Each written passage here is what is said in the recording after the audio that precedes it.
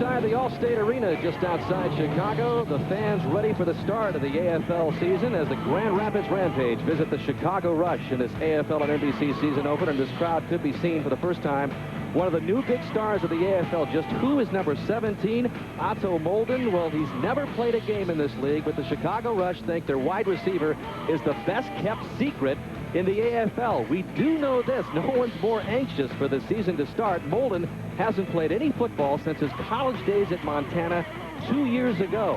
How unknown is he?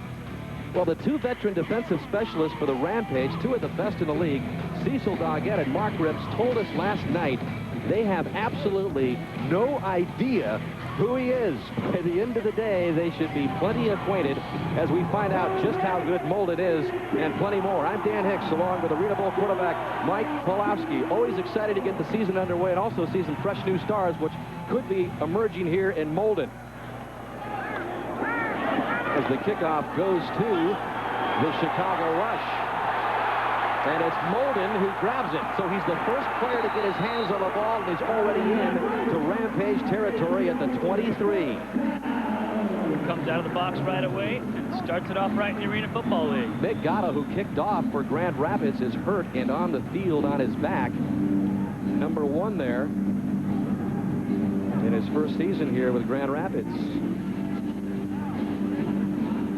Prides himself on being a very tough kicker. In fact, he's got a history of making touchdown-saving tackles, so he's not afraid of getting in the mix. And there was the hit right on Molden there as Molden came into Grand Rapids territory. And you see him get rolled up with just one arm to tackle. He does a lot of cut tackling. He tries to cut people at the knees, and as he went down with his head right there, got balled up.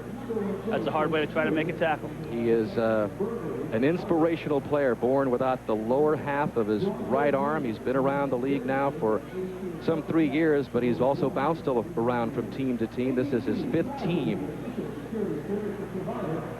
And another look at the opening play, which produces an injury for Gatto. As you said, Dan, he's made 15 tackles that are all touchdown savers. Probably another touchdown saver right there, but got in a bad position. Yeah, 15 touchdown-saving tackles in the first 2 seasons. His 3rd in the AFL in that category. Here's an example of the toughness that Gatto has displayed last year for Grand Rapids. He played for Dallas and made some big contributions after the kicks. He's just not afraid to get into the mix, is he, Mike? Yeah. Tough kicker, strong guy, athletic. Ran a 4.340 at his best time, so he's definitely an athlete. Good to see him back up and moving around there, talking to Coach Cortez. Yeah, good to see a smile on his face as Gatto didn't start off the season the way he would have liked, but he appears to be all right. Started it off in true fashion with a tackle, though, just like he's been doing for the last 3. So both new quarterbacks on both sides of the ball. Raymond Filiaw for Chicago, after 4 previous seasons with the Firebirds, is the man here in Chicago. And he's had the opportunity as a quarterback to hear them say, "You're the man, don't look back, take this over." And that helps you when you're a quarterback in this league. You got to know that you can make a mistake or two. He has that here with Hohensee coaching. So Filiaw, a little bit of a problem with the exchange there, an incomplete pass. That was intended for Jeremy McDaniel, number 15, so that'll bring up 2nd down and 10. As we set the defense for you. For Grand Rapids, up front, Manuel, Paul LeCaire, and Hardy Mitchell. The strength of this Grand Rapids defense are the defensive specialists. Cecil Doggett and Mark Ricks have 18 years experience in this league between them. Thrown many times against both of them, and they're both great cover guys back there. Doggett is real sneaky, knows how to play that secondary and keep you off track as a quarterback, keep you guessing. So on 2nd down and 10, Filiaw has his man this time, McDaniel. And he's down to the 10-yard line. Doggett there on the coverage for Grand Rapids. The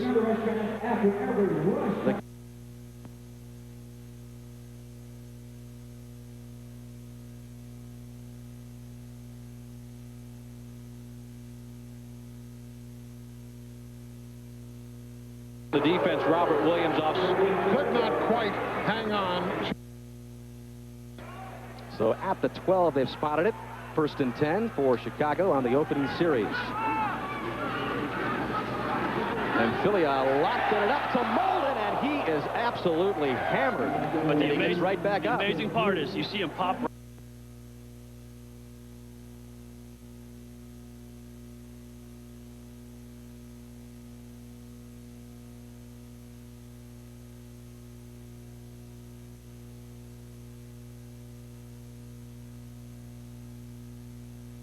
going over to the offensive side of the ball.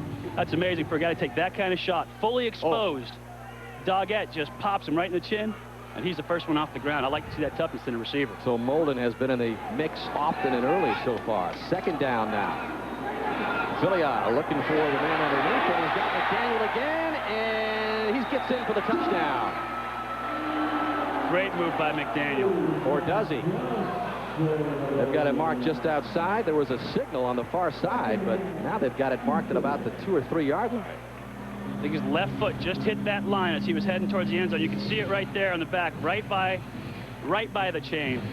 Excellent job stretching out, but with the wall so close, you got to remember there's still a sideline down there that these guys can step on. If they step on it, they're out of bounds. So it's first and goal at the 2, and we've had some technical difficulties early in this game, so we apologize for those. Hopefully we'll get them worked out as Filia and the Chicago Rush are on the doorstep here of opening up their season with their first score here.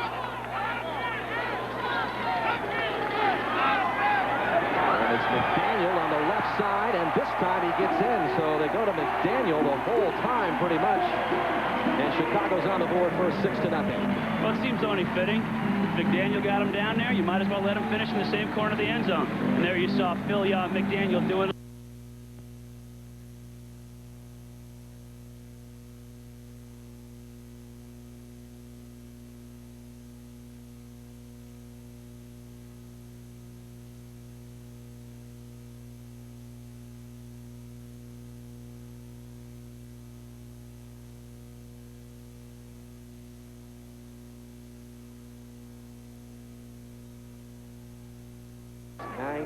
Wide, so nothing really automatic even as far as PATs goes in this league.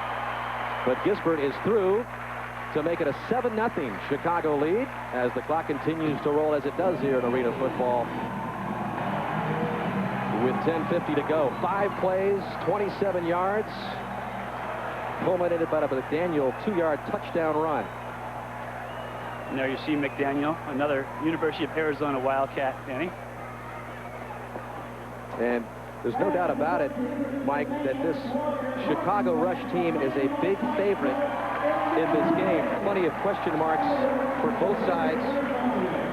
But it has long been known as a league of quarterbacks as we welcome you to Mike Pulaski's AFL on NBC debut. Folks, this is the real Polish Rifle.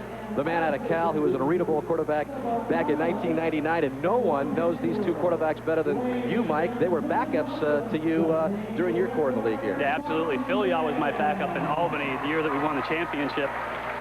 He came in the next year, in 2000, and he's a quarterback that is emotional, has been looking over his shoulder a little bit down in Indy with Coach Daly down there. He got the job here with Hohensee, and Hohensee said, look, this is your job. And as a quarterback, that means so much. You know that you don't have to worry about it. You can get after it. On the other side of the ball, though, we got Jeff Lutz, who also backed me up in Albany 2 years prior. And this guy is a great quarterback. Best arm probably in the league, strongest arm in the league. But the problem is he's worried about his job. He thinks he can't make a mistake. And if you have to play where you can't make mistakes as a quarterback, that's tough. You have to know that you're the guy.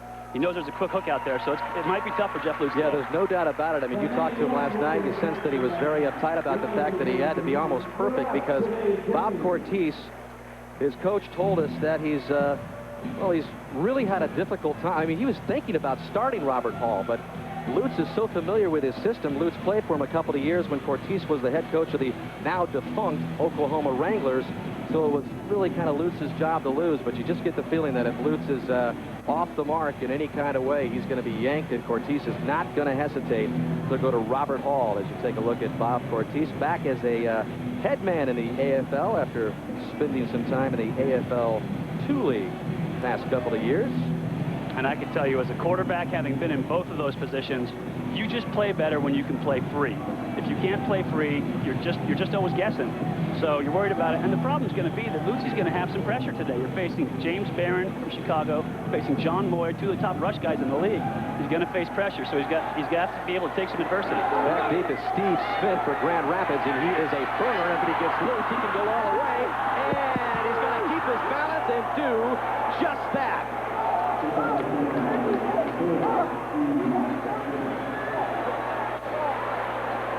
How about that start? Steve Smith. We talked to Cortese during the week, and he said that Steve Smith just has something magic about it. And there we see it on the return. Here's a guy in the offseason lays carpet so that he can keep his family around. He's one of these everyday working class guys that has so much love for this game that he plays with his heart and soul every day. You see him there, he's 5'9", 5'8", just a little smurf out there running around. Speaking of a little heart and soul, there is Gatto back out of the field to attempt the extra point after getting leveled on the opening kickoff. He's right back out there. And he is through the uprights. But Steve Smith with an electrifying 54-yard run back for the touchdown. They said he was a 4.3 speedster. He told us last night, you know, it's actually 4.2. I ran a 4.2 back in 1999. And Steve Smith's speed has gotten Grand Rapids on the board in a hurry. And we are tied at 7-7 in this AFL on NBC opener from Chicago. So Nick Gatto, after getting hit on the opening play, set to kick off for Grand Rapids after Steve Smith's 54-yard return for a touchdown to start things off. Gatto said, you know, one day I'll kick in the NFL. He's got that kind of attitude and heart and perseverance. Back deep for Chicago is Kareem Larimore. Watches it go off the nets. And it goes into the boards there at the 2-yard line as they scramble for it. Well, the third member of our broadcast team, and situated, I guess, Mark Shanowski, right on the Grand Rapids bench.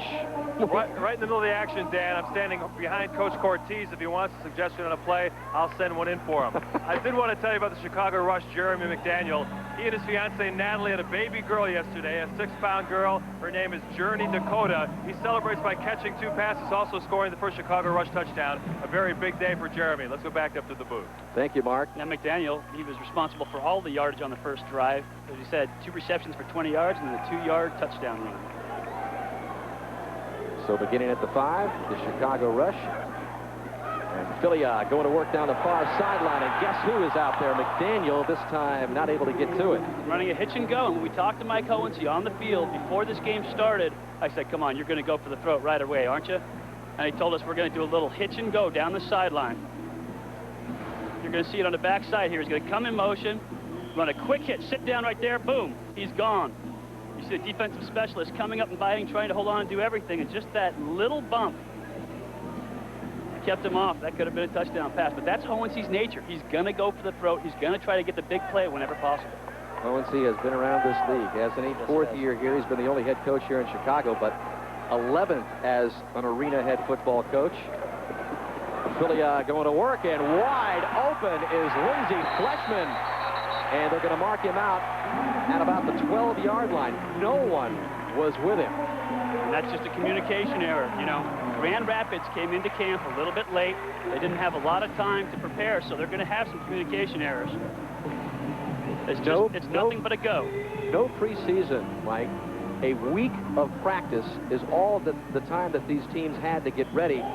You know, and frankly, when you talk especially with the Grand Rapids team, a new coach in Bob Cortez, we really got the feeling that these guys were scrambling a little bit to get things going. Yeah, with so many new faces, guys with a new system, it takes time to learn this game. It's all about timing, and it's all about communication. And if you don't have that with your teammates, you're going to look sloppy, really weak. Here's the pitch to the veteran Bob McMillan. And Mike Hohensee told us earlier that he was all set to get rid of the 10-year veteran McMillan. The plans were to release him. He was making too much money. But what did McMillan do but come into camp as in pretty much the best shape of his life, and they said they had no option. They had to keep him. And that's what you have to do as a vet that's making a good paycheck. You have to make it impossible to cut yourself. You hear that from coaches year after year when you're playing. McMillan did it this year. In the best shape of his career, he told me today. Great leadership, 2 Arena Bowl rings for McMillan as he takes a breather, and Jamie McGurty is in. He won one with the Arizona Rattlers and also with San Jose back in 2002. So Philly going to work here, sign it. He's got Molden. Molden caught up in a scrum there at the 5 as flags come in. And I love the way this kid just keeps driving. He catches that ball. First tackler comes up, Cecil Doggett, who can hit. This kid can come up and lay a hit on you. Yeah, we saw him take a hit on Molden just keeps driving, exactly. He just comes up and keeps driving. I really like Atu Molden. I think, you know, Coach Hohensee, as I said, he developed Eddie Brown, arguably the greatest receiver in this game, in the Arena Football League. Now he says Atu Molden's going to be the guy. If you hear that from a guy who's Personal foul, face mask. After distance to the goal, automatic, first down. And the extra effort creates that face mask right there. It's the extra effort that he put in. He ends up getting face masked in the end. Just a quick out route to the side.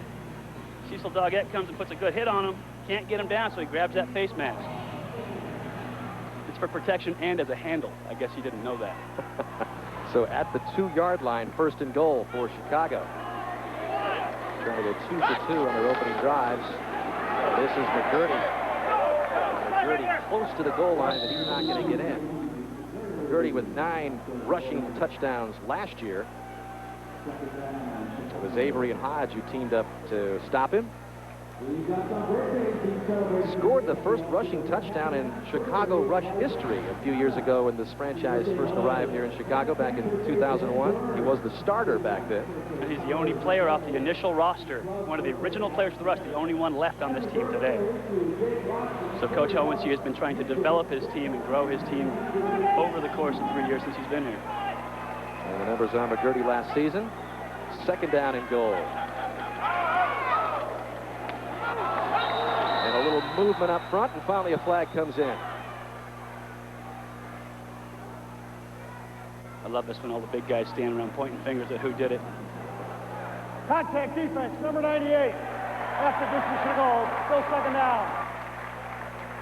And offsides on defense is costly in this league. As you look at Hohensee, the call was on Mitchell Hardy. Down this close, it's only half a distance. You know, Hardy Mitchell was the one standing up pointing fingers. You said, hey, look, it was them, it was them. That's the first trick they teach you on defense. When you do something wrong, point to the other guy. So they've inched it up just about to the goal line. And McGurty right behind Filia.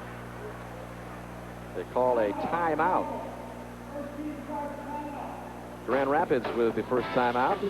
Just underway here in Chicago. Tied at 7. Chicago on the goal line. Back after this.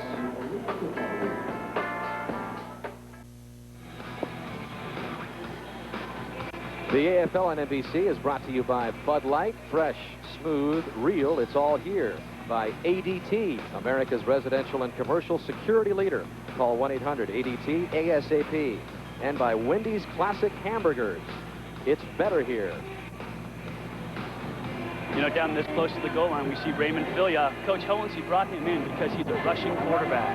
I talked to Jamie McGurty, and he said they've been practicing like 40 different running plays for the quarterback. I wouldn't be surprised to see Raymond Filia take this ball in on the quarterback ISO boundary. Hohensee called Raymond Filia at 12:01 a.m. on October 15th last year. The first time to a minute that it was eligible to call players and make contact. It says, we want you here in Chicago, and we want you to be our quarterback. That tells you there's a little bit of love, right? It's like being recruited all over again, just like college recruiting. So a chance for Philly on the rush to take the lead here. Second down and goal. Ball just about as close as it can be to the goal line. And there's Philly working on the right side. Touchdown, Chicago. Short side on the quarterback ISO.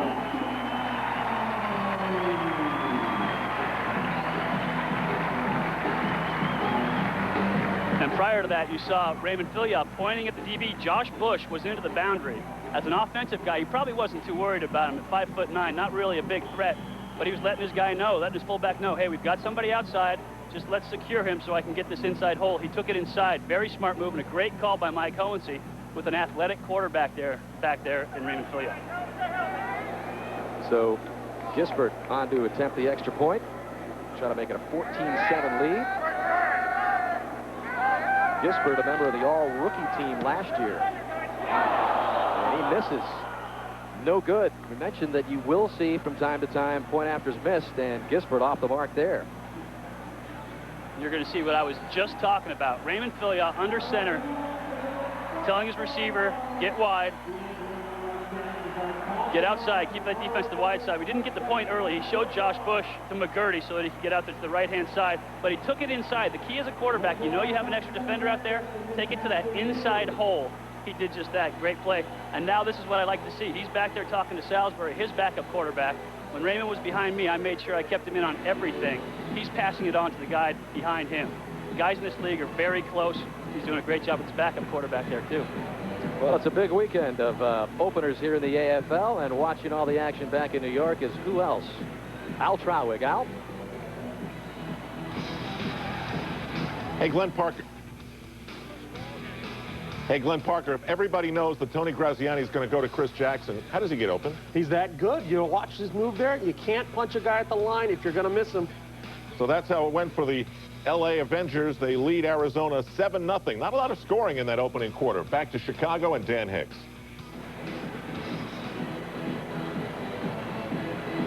So the Rush, who were eliminated in the first round of the playoffs last year, so-so 8-8 mark, looking to turn things around here. Raymond Fillion is the man at quarterback. He's just gone in for the second Rush touchdown of the game as Gisbert is ready to kick off to Grand Rapids. We've got Alvin Ashley, number 12, back deep. This time, Steve Smith was not the deep man. He took the kickoff back for the touchdown earlier, and Ashley is down at about the 12 or 13-yard line. Well, now it's time for the Baby Ruth 2003 Offensive Player of the Year. Each week we'll be awarding the Baby Ruth Offensive Player of the Week, but since it's the opening week in the AFL, we go back to last year and back to Chris Jackson, part of that powerful Los Angeles Avenger offense. Jackson in motion. Bring you the Baby Ruth Offensive Player of the Week. Touchdown! Jackson will score 3, 4, 5, 6 touchdowns. Hey, you keep catching them like Jackson is. You can do it. You can bow. You can curtsy. You can do whatever you want. And that guy is a star. You see him back there with Greg Hopkins. Flags come in as Lutz goes to the far side, intended for Smith. A lot of people think the Avengers are the favorite team to perhaps win it all again this year in the AFL. I know you like San Jose as well. I like San Jose, but I really like Los Angeles. We just talked about Chris Jackson and with Greg Hopkins, too. I mean, you've got a talented receiving duo, and Ed Hotchkiss is yet another protege of the Mike Hohensee offense. So that penalty against Chicago, James Barron. Watch him right in the middle. This is something that James is known for. His quickness is what has made him such a dominating player in this league, and he'll jump the snap count. This year in the Arena Football League, they've removed the stop motion from the offensive arsenal, which is where the receiver used to stop. So now the defensive lineman can watch this guy in motion, time it up, and get off the ball just before the snap. He's going to be in some center's chests all year long. James Barron is the heart of that defensive line, which is expected to put pressure on Grand Rapids all game long. That is complete to Ashley. Barron has never missed a game in his 7 years in the AFL, 100 straight now. He's the two-time AFL Lineman of the Year, the Defensive Player of the Year back in '99. And he came into the front office of Chicago before the season started. He came into the coach's office and he said, I know I'm the highest paid player, but he said, you know what, I'll do anything to make it work. And he offered to restructure his contract. We asked Hohensee, well, how much of a pay cut did he take? He said he took about a 25% pay cut. Could you imagine that, going into work every day and saying, hey, I'll tell you what, I'll take 25% less money just to make sure that the company's good. Lutz on a first down, completed the 19 to Thomas Bailey. We should see Bailey get the call a number of times today. He was the team MVP for Grand Rapids back in '99, back with the team after spending some time elsewhere the last few years. And you're going to see Barron bringing pressure like this all day long.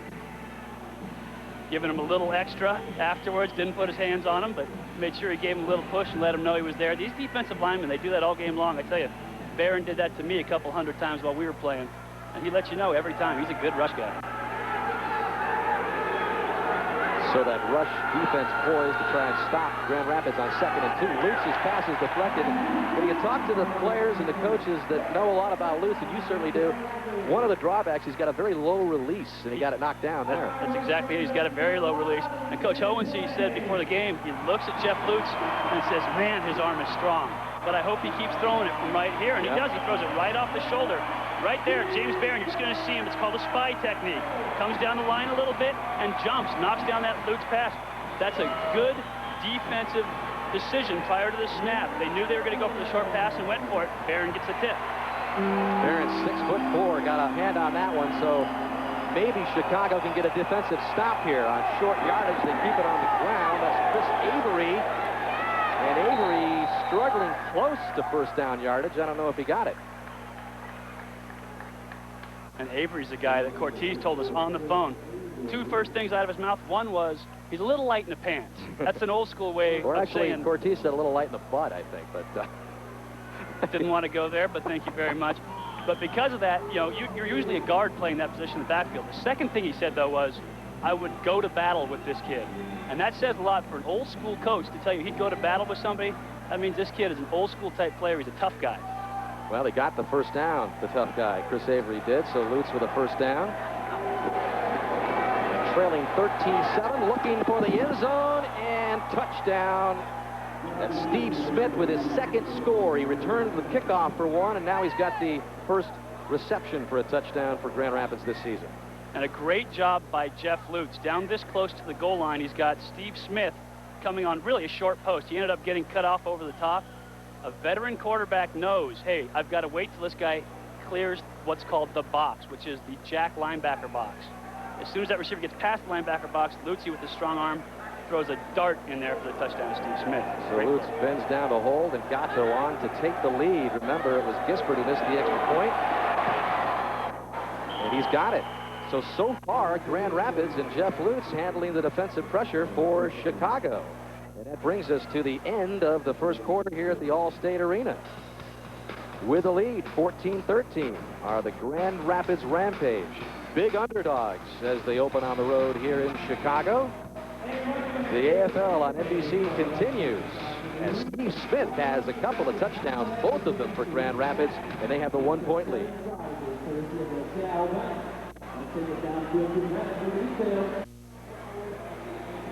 Well, you see the backup there for Grand Rapids. That is Robert Hall. And, you know, we mentioned earlier that if Lutz was not getting the job done, Cortese would not hesitate to go to Hall, a former Southwest Conference player at Texas Tech. And you get the feeling that he was going to go to him, but Lutz has he's done well so far. The line's done a pretty good job protecting. He's getting it done. Gatto's kick taken off the nets by Larimore. He's stopped at the 9, still on his feet, and still spinning across the 10 to about the 11-yard line. Brought down by Cecil Doggett. Everybody giving a little extra after the whistle there. I think you hit on the key point, is that line right now for Grand Rapids is doing a good job of protecting the quarterback. There's a question mark coming into this. Coach Cortese told us on a phone call during the week, he said, you know, the key to this game is get after theirs and protect ours, which means the quarterback.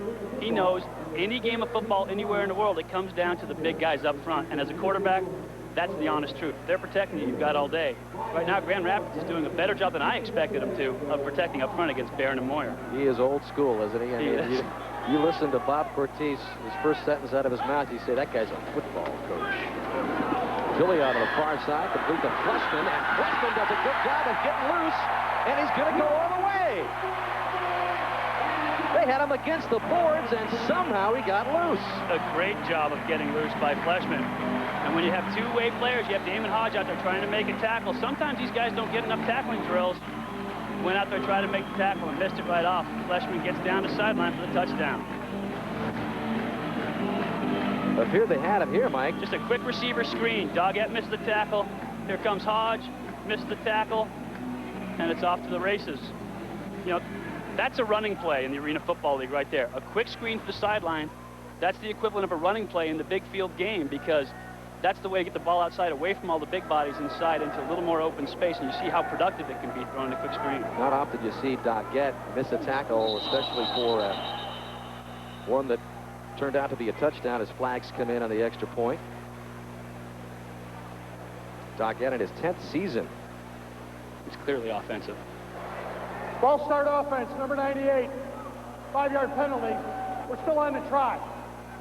And that is on John Sikora, number 98. There is Doggett, who missed that tackle on Fleshman, who got loose and went the distance. 38 yards. And when you have that one-on-one matchup, you know, Cecil Doggett has been the leading tackler for every team that he has played for. He's a good tackler for that one-on-one matchup in the open field with two good athletes. Sometimes the offense wins. So now Gispert moved back to the 15, so now 23 yards to that narrow upright. And he misses that. So we've seen a couple of point afters missed by Gispert.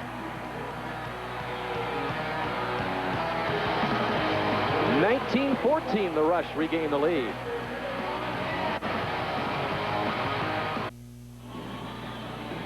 Just about a minute and a half into the second quarter. Chicago with a 19-14 lead. And there you see Keith Gisbert. I tell you what, you better start making the extra points. Mike Hohensee is notorious for being hard on kickers. I asked him today, said, are you still having the cheering section? He used to line the whole team up around guys as they're kicking PATs and make them yell and scream at these kickers. So Gisbert better get his act together and start kicking better, because Ho is tough on these guys. He kicked a line drive Steve Smith's way, and that will come out to the 5-yard line. And part of that is everybody on the field is getting used to a new football. They've changed footballs this year. It's a little bit lighter, it seems like, than the old football. And so everybody across the board is getting used to a new football. There you see a shot. Quarterbacks are trying to get used to it, and kickers too, and it's going to come off your foot a little bit different. But the more reps guys have with it, the better they're going to be. The kicking's going to get better.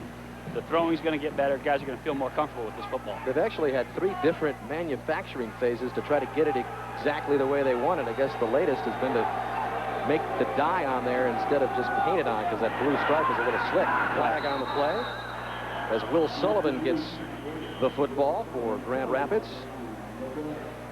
And anytime you put paint on a football, it can tend to get slick when your hands are wet. You know, I played in the XFL with that black and red football, and balls didn't get any slicker than that thing, especially when it was wet. So with this new football, like I said, guys are getting used to it. And that blue stripe right there, as a quarterback, if you put your finger on it and you're sweaty, it's going to be trouble. Also on the defense, number 44, illegal defense. Those penalties go offset. Repeat first down. So basically, they were all trying to play Canadian rules. Everybody was moving at the same time, and they're going to play that one over. Well, there is Bob Cortese talking things over with Lutz.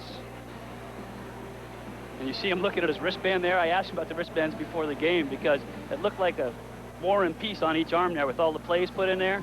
A big novel he's got to read. He's going to have to go out and read both arms as he's running into the huddle. You see him.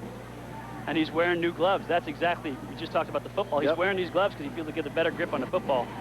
But you see him checking those wristbands. As a quarterback, I never liked having plays on my wrist that I had to refer to. I like to go into a game with about 35 plays. He has about 25 on each wrist. So after the penalties, first down and 10 from the 5. See if Lutz can remain pretty cool in there. This one over the head of Steve Smith. Complete. And as is the case here in the AFL, a fan gets to keep the souvenir. So that's the first new AFL football brought home by a fan.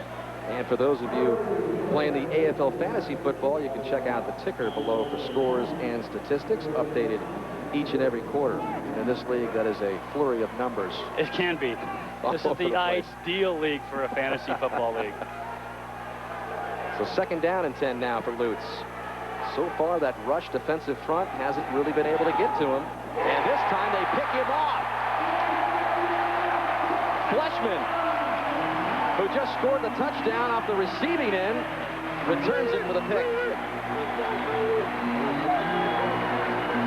James Barron got in there a little bit on Lutz that time. As it always seems to happen when the guy up in the booth says, you know, this hasn't happened, you called it. The defensive rush got in on Jeff Lutz, and he went to get rid of the ball to the quick, shallow route right in front of him. The Jack linebacker, Fleshman, was standing right there to make the pick. Second touchdown for Fleshman. And an excellent job of playing that Jack linebacker position. He's held within a box, and these guys can all cheat a little bit. You're not going to get called if you cheat a little bit. And some guys are better than others at cheating in that box. That time, Fleshman was just on the edge, and he did a great job getting that pick. So after Grand Rapids took that lead, it has not taken Chicago long at all to put a couple back-to-back scores on. Fleshman on the receiving end, and then picking off Jeff Lutz, takes it in for another score. And with 11:06 left in the half, it is Chicago, the home team, and its season opener, leading 26-14.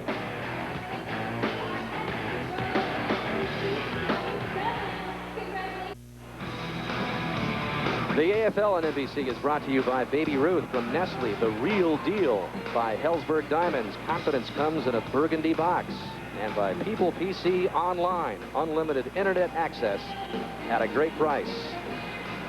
So after the underdog Rampage had a 14-13 lead after the first quarter, the first 2 scores of the second quarter have gone Chicago's way, and they have the 26-14 lead. Steve Smith, who took one all the way back earlier, almost breaks loose again up to the 19-yard line. Brought down by John Thomas. And probably another touchdown saving tackle by Thomas. He said this kid's got a little bit of magic about him, and I loved when he came into our meeting yesterday. He just had that something to him. He had a little bit of cockiness, a little bit of that feeling. You got it from him that, hey, I know how to play this game. You don't have to tell me. I'm going to tell you what's going to go on. You know, it's a little early in the game, Mike, but, you know, to talk about a big series or something, but, you know, with 2 back-to-back scores, Lutz and the Rampage need to settle down here, and Lutz is way behind Josh Bush. I believe that ball actually got tipped at the line of scrimmage. You saw it come off his arm again with that low release that you were talking about. He's trying to get it through a hole, and the defensive lineman got his hand up there. Lutz, but a defensive turnover like that, and especially for a touchdown, is a 14-point swing in this game. Because as a quarterback or a coach, you have to expect to score every time you get the football. So anytime you have a defensive turnover, takeaway, stop like that, it's a huge swing. Second down, we'll see if that Rampage line can protect Lutz. Sidearms it to the far side. That is complete to Damon Hodge. A flag comes in after the play. That's going to be a late hit. You see the official Corey there. Sawyer's over there. So was DeJuan Alfonso for the rush on defense. And the official was telling Alfonso, hey, once he's up against these boards, you can't hit him again. You know, these boards don't move. I can tell you from first-hand experience, this pad, it looks like padding. It all feels like a rock when you hit it. And these guys are hitting you at full speed. You know, a guy like Alfonso at 210, 215 pounds coming into you. Here's a look at those pads right on the boundary line. And there's new padding. I say new from when I came into the league. There's a pad on top there. They didn't actually used to cover the top of that. And glass in stadiums that have hockey boards have rails on them that are made of aluminum. So you used to get slammed to these boards. I got slammed in by a guy from New York one time, Larry Nix. Slams me into the board. I'm hanging over the board, and he hits me on top of the head. My head bounces off the aluminum on the top, and I kind of get up with this little crossbar across my forehead from the aluminum rail. So very big nice. improvement in the equipment. One of the huge improvements they made in the league since your early dinosaur days. Exactly. There's a guy speaking Talk of about a dinosaur. Very first player picked in this league, right through the very first touchdown pass, first snap, Mike Hohensee. A long time ago. Been a part of this league from the very first whistle.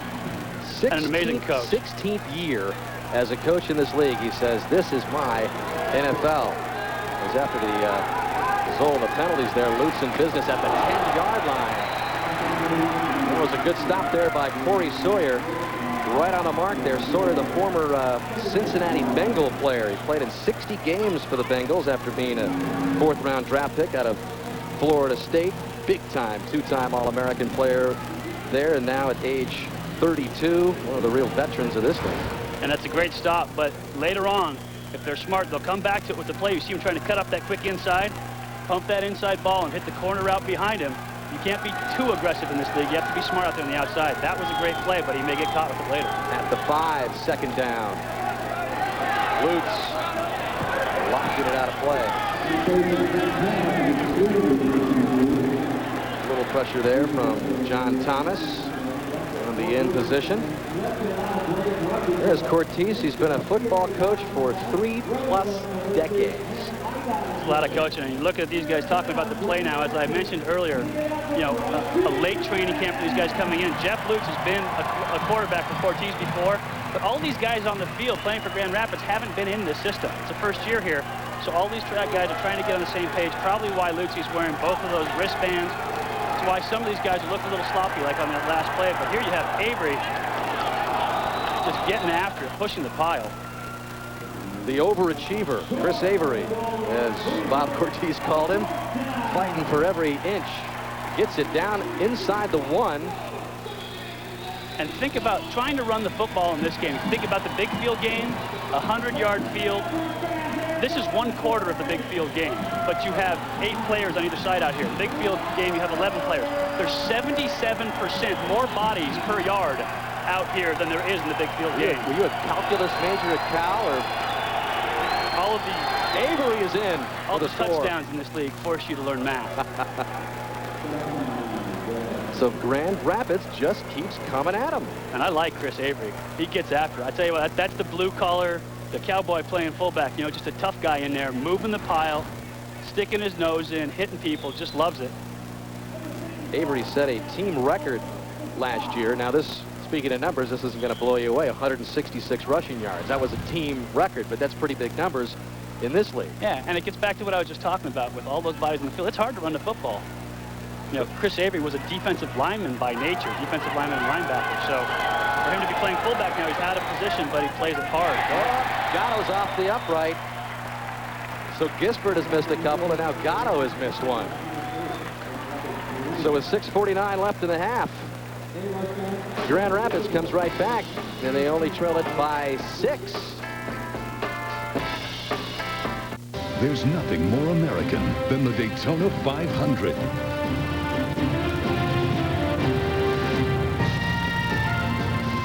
The Nextel Tribute to America kicks off the Great American Race, the Daytona 500. Next Sunday, 12 noon Eastern, 9 a.m. Pacific, NBC. Well, as Grand Rapids gets ready to tee it off, a good close look at the new football that we talked about here in the AFL. And if you want to get your hands on one of those, you can visit Champ Sports, the official athletic retailer of the Arena Football League. Visit Champ Sports for the best selection of official AFL merchandise and apparel. You'll find it all there: jerseys, t-shirts, hats, and the new ball here in the AFL. Larimore takes it off of the net. He is almost brought down, but still on his feet. Puts a high foot on the pad there. He goes down at the 11. And for that new football, I was out playing with one before the game. It just feels a little bit lighter, but if you're a younger quarterback, throwing that thing will feel pretty good. Build up some confidence throwing tight spirals with the new ball. Well, there's Gatto, who limped off a little bit there, and according to you, Mark, down the sidelines, Dick's been having some problems since that big hit on the opening kickoff, huh? No question about it. He got tangled up trying to make a tackle on the return. And ever since then, he's been walking up and down the bench trying to get that leg loose. But right now, he's having a lot of problems with it. Could be a factor as the game wears on. Gatto just missing the extra point for Grand Rapids. Filioff, play action, goes to the other side. And it's complete for a big gain. And going all the way in is Alfonso. That was a strange play. And I don't want to beat it to death, but the poor tackling that we've seen so far on behalf of Grand Rapids is because they had a short camp. These guys have not been tackling. You don't go home and tackle in the offseason. You just don't. So these guys have been out there, you know, just hitting for a week now. Just a quick little fake toss, receiver screen to the right. You missed one tackle right here. Steps inside, another tackle, 3 tackles. Here's number 4. Doggett misses another one. 4 in a row, and Doggett is a sure tackler. It's because he has not been hitting and has not been in camp long enough so far to get comfortable wrapping people up. That's a big drawback.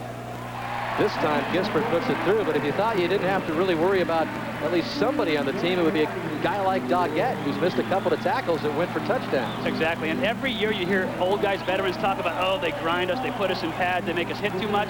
Well, there's a reason for that. Without actually hitting, you get high pad level and you don't wrap up, you don't make good quality tackles. When you don't have a long enough time to do it, you don't wrap up, and you're seeing the results today. And I tell you, I can't have any more respect for defensive specialists in this league than the man you're seeing right there. Cecil Doggett is as good as they come in the Arena Football League. So it's not a knock on him. It's just that when you don't get the practice time to get it done, that's what happens. 7 years with the Rattlers, all-time leading tackler there.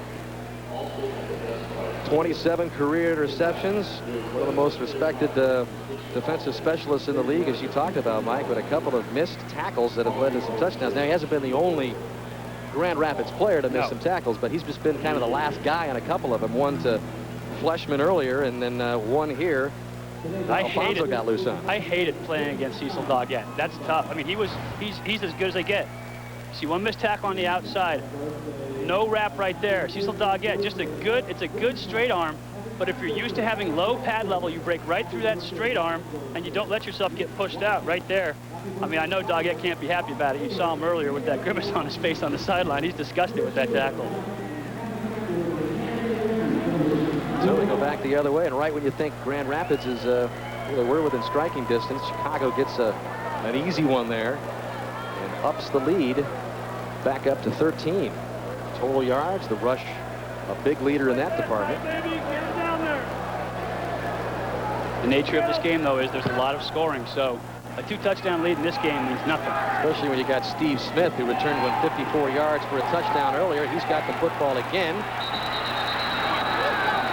There's the kicker, Gisbert, who had a crack at him there on the near sideline. I tell you, if you're a kicker in this league, many times you're the last line of defense, aren't you? Yeah, well, and think about this. You always have to have big guys running down in some way, shape, or form. You know, there's only 20 guys active per game, and 6 of them at least are these big offensive and defensive linemen. So there used to be a return on called Save the Whales that Pat Sperduto used to run, which means don't block any of the big guys because they're too heavy to make a tackle anyway. So it leaves it up for the smaller guys to have to make those tackles.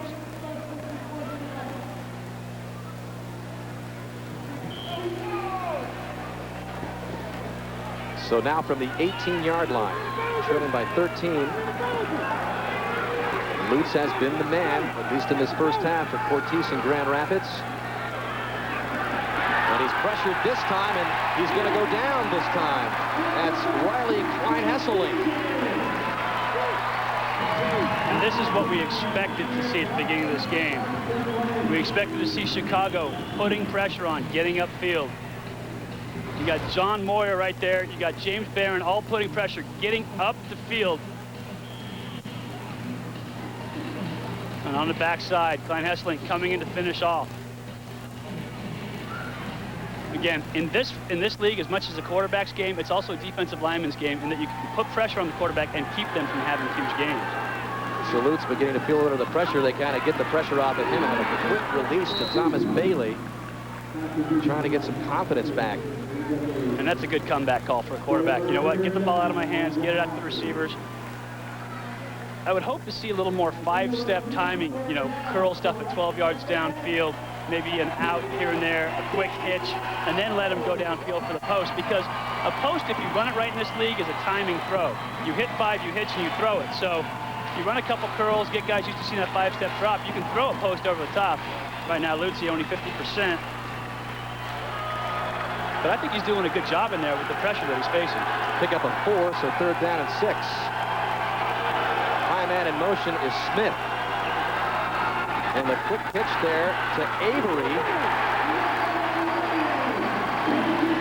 And Avery's blasted into the pads at about the 22-yard line. And that's a great job by Chicago. Number 23, Dewan Alfonso, comes across the formation. 4th down it brings up. Makes a big tackle there to keep Avery in the backfield, or he had 7 or 8 yards. And a chance for a defensive stop here for Chicago. And defensive stops in this league are huge.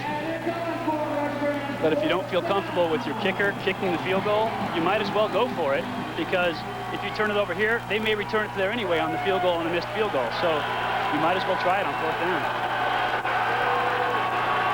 So they need 6. Again, Smith is the high man in motion. A flag comes in. It's incomplete. And a great job by Jeff Lutz using his snap count. Gets Klein-Hesseling up the field, offsides.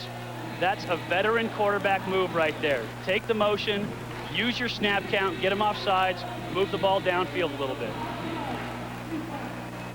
6. And it is indeed on Klein-Hesseling.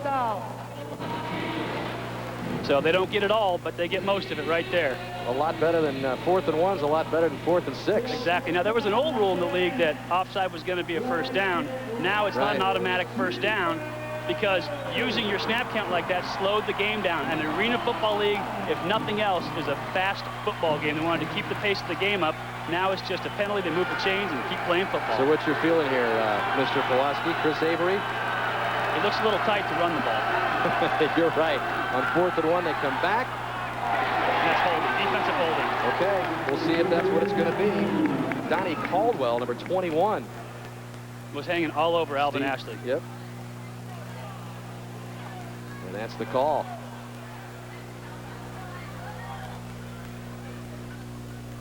So penalties by the rush, keeping this Rampage drive alive. Holding, defense, 10 yards, automatic 1st down. And that has got to be driving Hohensee crazy on the sidelines. And you're going to see the left side of the screen here. Donnie Caldwell right there. He's holding him. He's got him by both arms and a jersey. Ashley trying to come back out of it, running a little smash route, which is like a quick slant and then an out off the top of it. Lutzi threw the ball in that direction, saw it happen, got the pass interference, the holding penalty. That's a good job again by a good quarterback. Great job by Alvin Ashley drawing the pass interference with the holding penalty out there. So it looked pretty dismal for Grand Rapids in that 4th and 6. Now they're set up 1st down and 10 from the 13-yard line. Lutz looking to the end zone. And that's the same thing again. Alvin Ashley was the intended receiver, and Greg Williams is going to get flagged. Absolutely. Downfield, illegal contact downfield. He stood right in Ashley's way, bumped him, knocked him down. This is just a self-destructing, penalty-plagued defensive stand here by Chicago, if you could call it a stand. But I tell you what, if he doesn't make that penalty, he's beat to the touchdown. Yep. So I'd rather see the penalty. If you're a coach, you saw Hohensee clapping just a second ago. It's a smart play. He had flat feet. Greg Williams was standing there. The route was going to beat him across his face. So if you can't stop him, cheat. Final minute ticking down in this first half.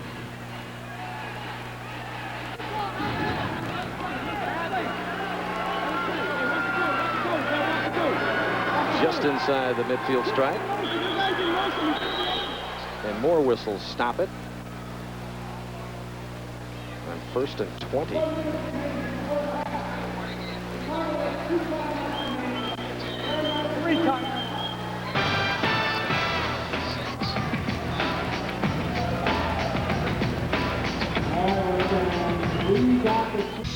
Coming up on the Wendy's AFL on NBC halftime report, a conversation with the 3-time Super Bowl champion head coach, Joe Gibbs.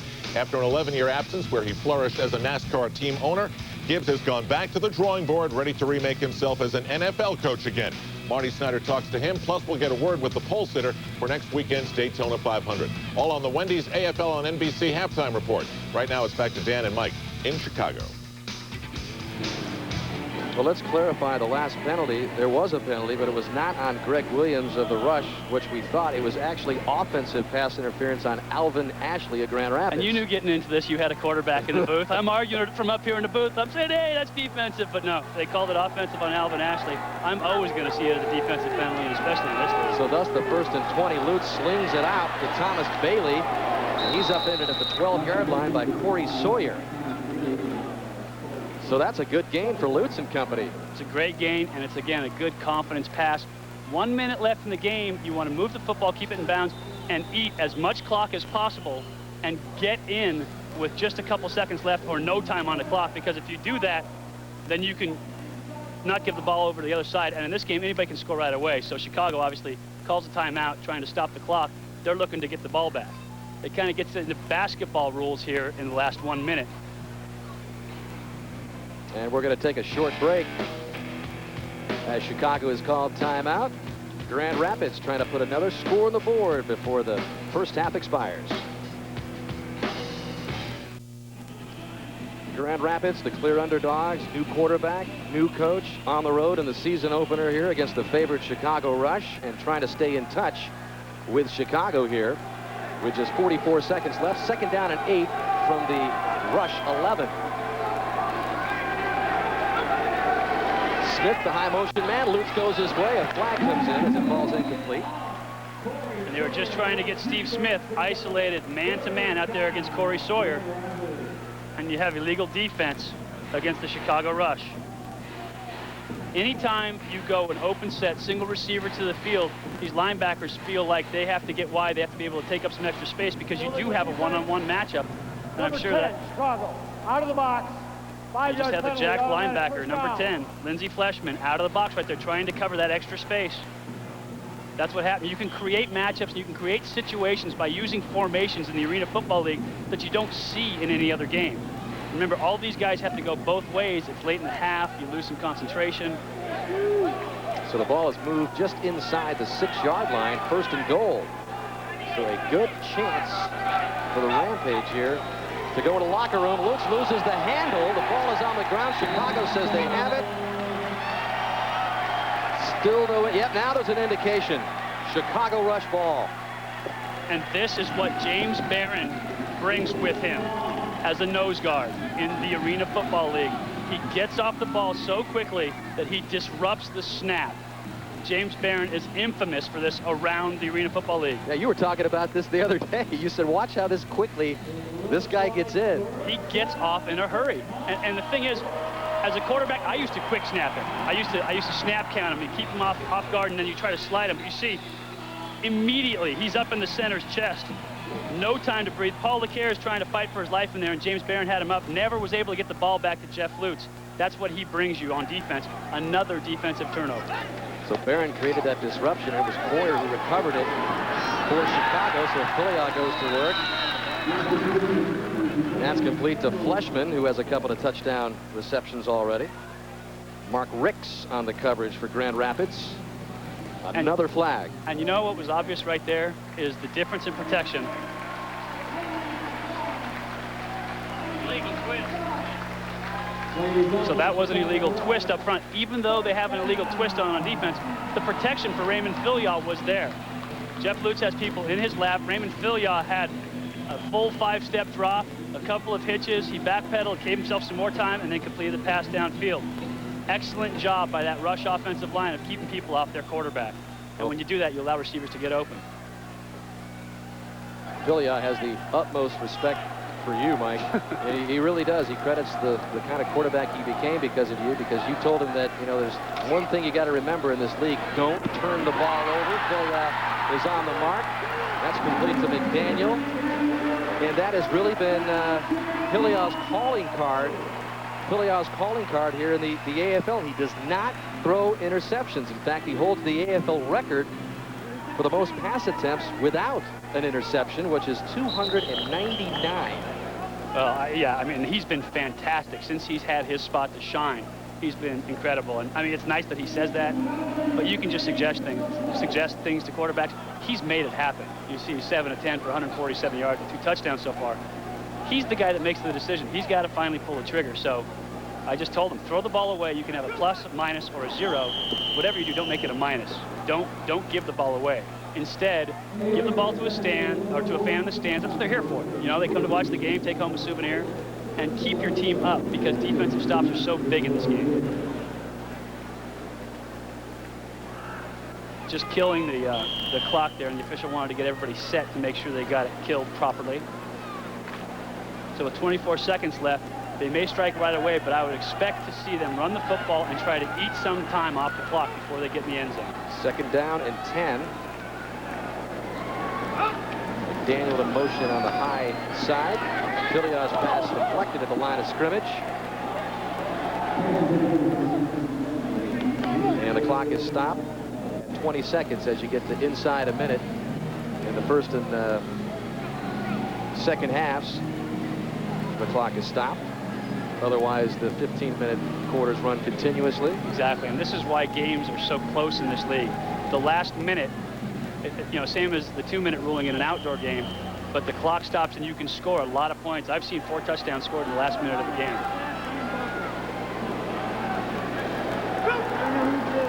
So on 3rd and 10, Filion with a deep drop, plenty of time, and it's incomplete. It was intended for Caldwell, who seemed to have a hand or two on it for a moment.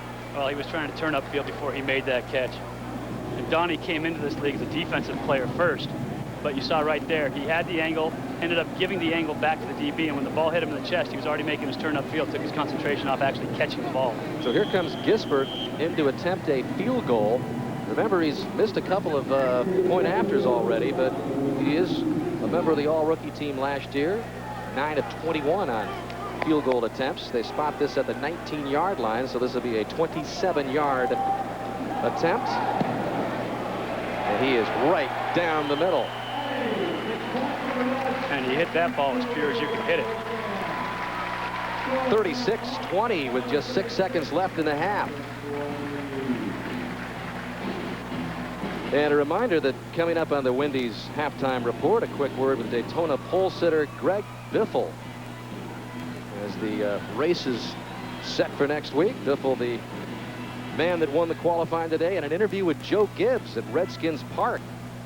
And Al Trotwood will be joined by Glenn Parker for all the scores and highlights from around this opening weekend in the AFL. You know, we're looking at Bob Cortez here. I think he's got to be pretty happy. He had a lot of unknowns coming into this game. He didn't know what his line was going to play like. A short camp. He wasn't exactly sure what was going to happen with his team. And they, quite honestly, were a team, when we talked to them, that could have fallen apart pretty quickly. They've held it together right now. They're down by 2 scores, really, if you think about the 2-point play. But so far, he's got to be pretty happy with what they've done. Well, the players weren't too happy with the practice time yesterday in Grand Rapids. Cortez had the team practice at, what, 5:45? 5:45. They use an indoor soccer facility. And the weekends are obviously the time that they get a lot of people in there using the facility, the paid customers. So they had to get out and do it at 5:45. For a 45-minute walkthrough. All they had was 45 minutes because a soccer team needed the field. And so the players we were talking to last night, there was a lot of grumbling. We said, how'd you like the practice time yesterday? They're like, oh, man. As an ex-player, I was offended just thinking about it. But they practice early every morning. They're into the facility by 6:30 every morning, these guys, but they're done by 1. Gisbert booms this one right through. He just made another field goal. And that's a good kick for a kickoff. See Donnie Caldwell coming back and making the tackle. That's a good kickoff. If you can get it caught up in the net a little bit, it slows it down. Kickoff, yep. And guys can come down and make a tackle. There's a kicker in this league named Mike Black, who used to do the most fantastic job of kickoff. The perfect spot to hit is the inside corner of the iron. If you can hit it there, it pops the ball back up, and it takes an extra 2 seconds for this thing to come down. Inside corner of the iron. Like 58 yards. 58 yards, away. and he would hit it every time. He was amazing. So just 9 seconds left. Grand Rapids reeling a little bit here, down by 16. Lutz running out of pressure again, slides down at the 4, and they almost got to him in the end zone. James Barron, the man up front, the 2-time AFL Lineman of the Year, applying the pressure, and that indeed brings us to the end of the first half. Grand Rapids was staying tough for a moment, but Chicago came back with a couple more scores, and they lead it. As we now send you directly to our New York studio for the Wendy's halftime report.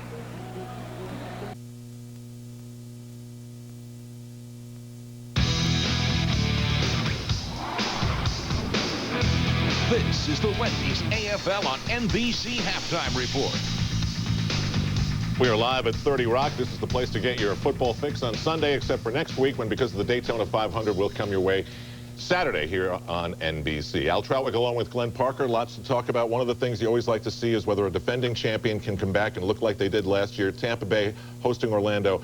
Change quarterbacks. This guy, Tim Markham, the head coach of Tampa Bay, he's just flat out good. Yeah, he really is. They lose 7 starters off of that team that won it all last year, and they're right back doing the same things they did. They're dominating the game right now over Orlando. One of the fun games to talk about here today is the New Orleans Voodoo, who have a great logo, taking on the Philadelphia Soul. They're playing their first ever game. John Bon Jovi is the owner of Philadelphia, and he's hanging out with Bill Belichick. Yeah, good company, isn't it? I mean, if you're Bon Jovi, you gotta like having that type of talent on your sideline, but you gotta love this. Big Tyrone Jones, excuse me, gets the first 2 touchdowns ever in the Philadelphia Soul history.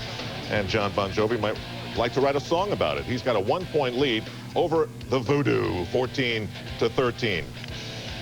Game number 2, Los Angeles and Arizona, a rematch of a playoff battle last year that went Arizona's way, and LA's got some weapons. They have so many weapons. Right here, it's Chris Jackson playing against Bump. The next one comes to Hopkins. Graziani goes on to continue to hit people all over the field. He does a great job of spreading the ball around, which means he finds the open man. You take a look.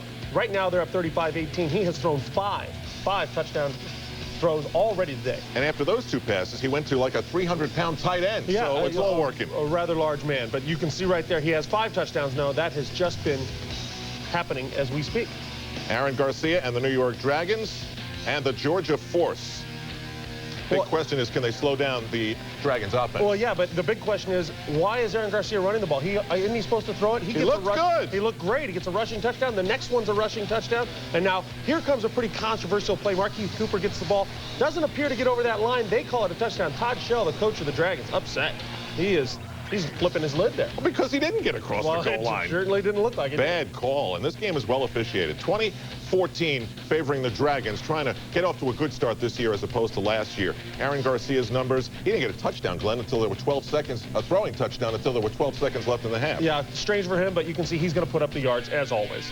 Chicago's got a new quarterback, Ray Filio. They rated the Indiana Firebirds. They like his first half of his first game, 36-20, 36 points. That's a lot. Yeah, Chicago has just come on strong.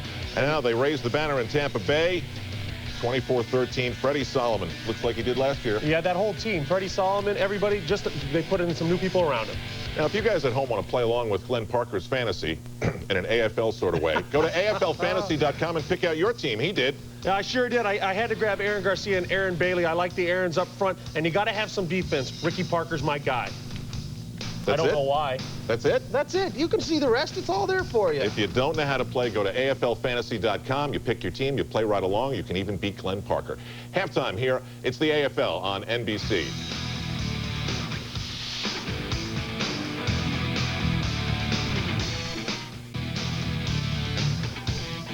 It's the Wendy's AFL on NBC halftime report. Hi, everybody. I'm Al Troutwig along with Glenn Parker. Hey, Glenn, 19 teams, players moving all over the place. How many changes would you say there have been? There have been too many to count. I am completely overwhelmed by it all. Let's deal with that, shall we? All right, One situation at a time. We pick out some of the top teams in the league and the stories that you need to know to get things started this season. All right, well, let's start with the Los Angeles Avengers. Pretty much everyone's pick is the best team in the league. They have the best offense. Tony Graziani puts up the numbers, moves them up and down the field. But they addressed a glaring weakness, and that is they stole Al Lucas away from Tampa Bay for the middle of that defense. Across the country to the Orlando Predators. The death of their head coach, Fran Papasadero, and a bad ankle make Jay Gruden a head coach again. That's fine. He knows how to do that. Question is, can he help their new quarterback, Joey Hamilton, learn? Well, New York Dragons, Todd Schull led them out of the basement last year to a playoff berth. He's got an entire year at clean slate, and he has Aaron Garcia, one of the better quarterbacks in the league.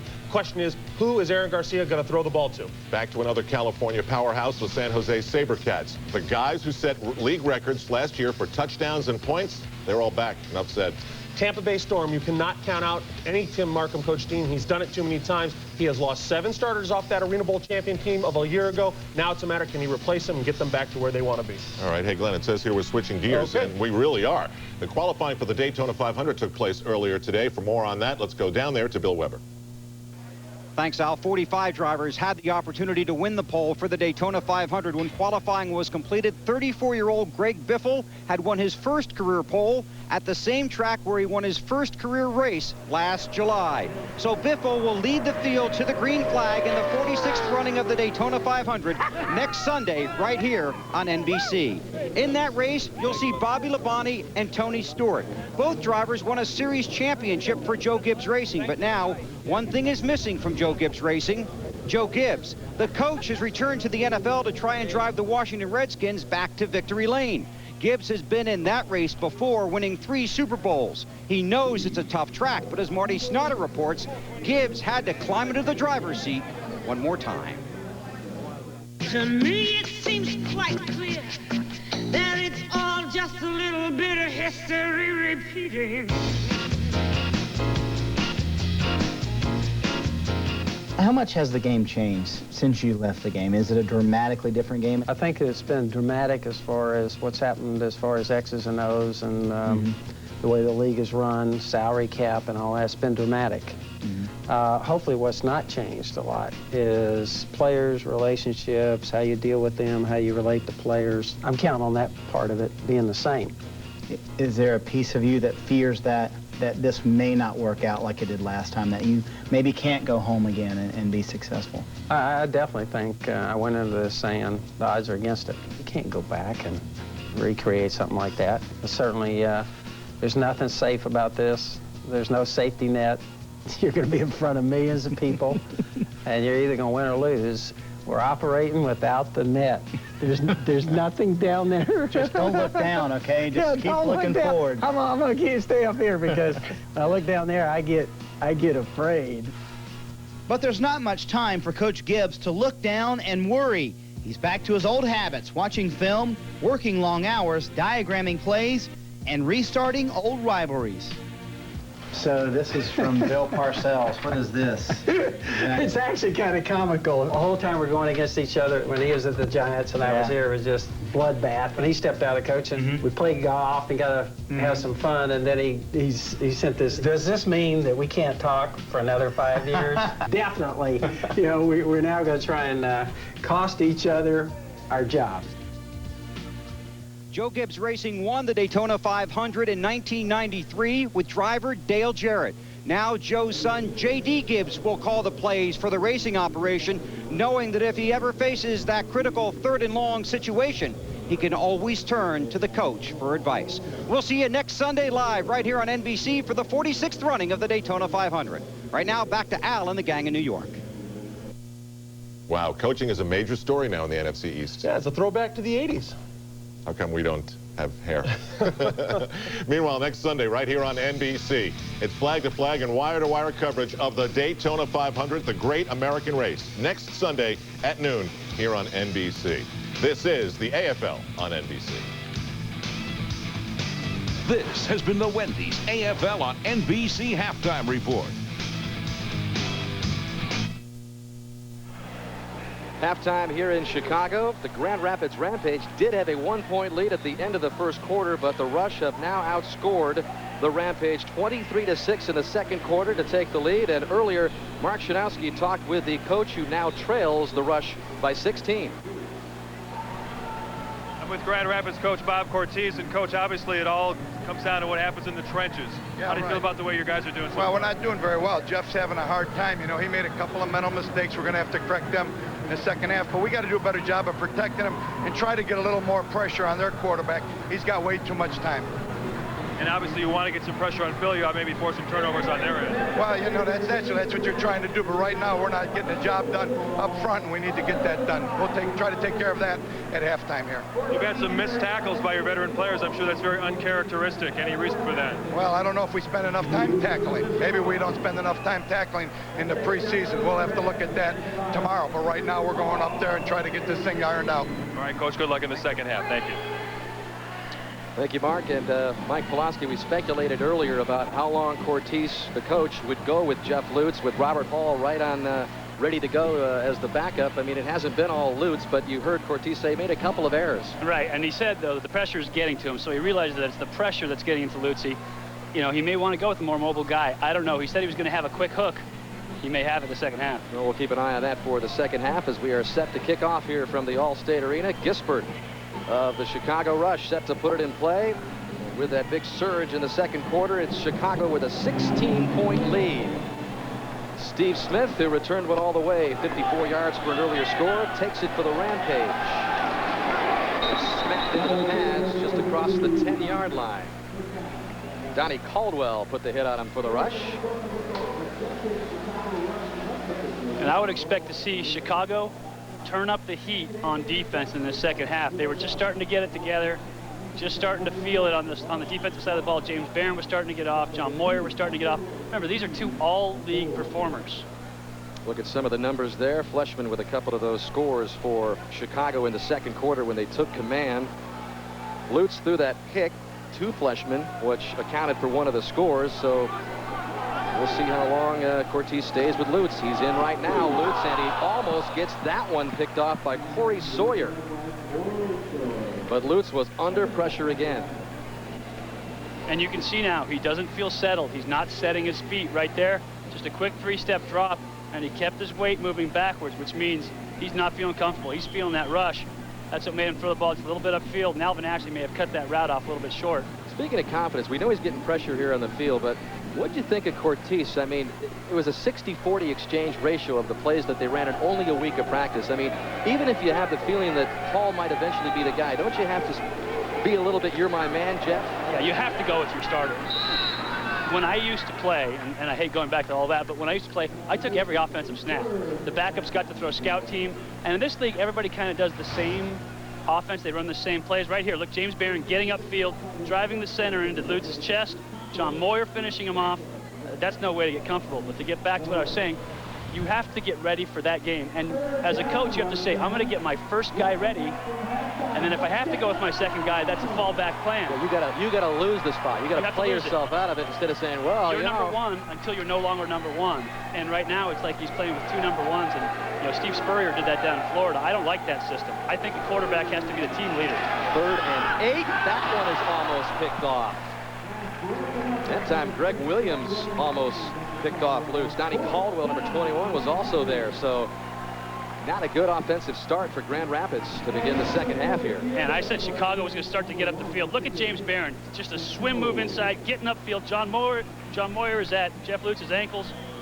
Right now, Jeff Lutz is getting hit every time he throws the football, and that is not comfortable.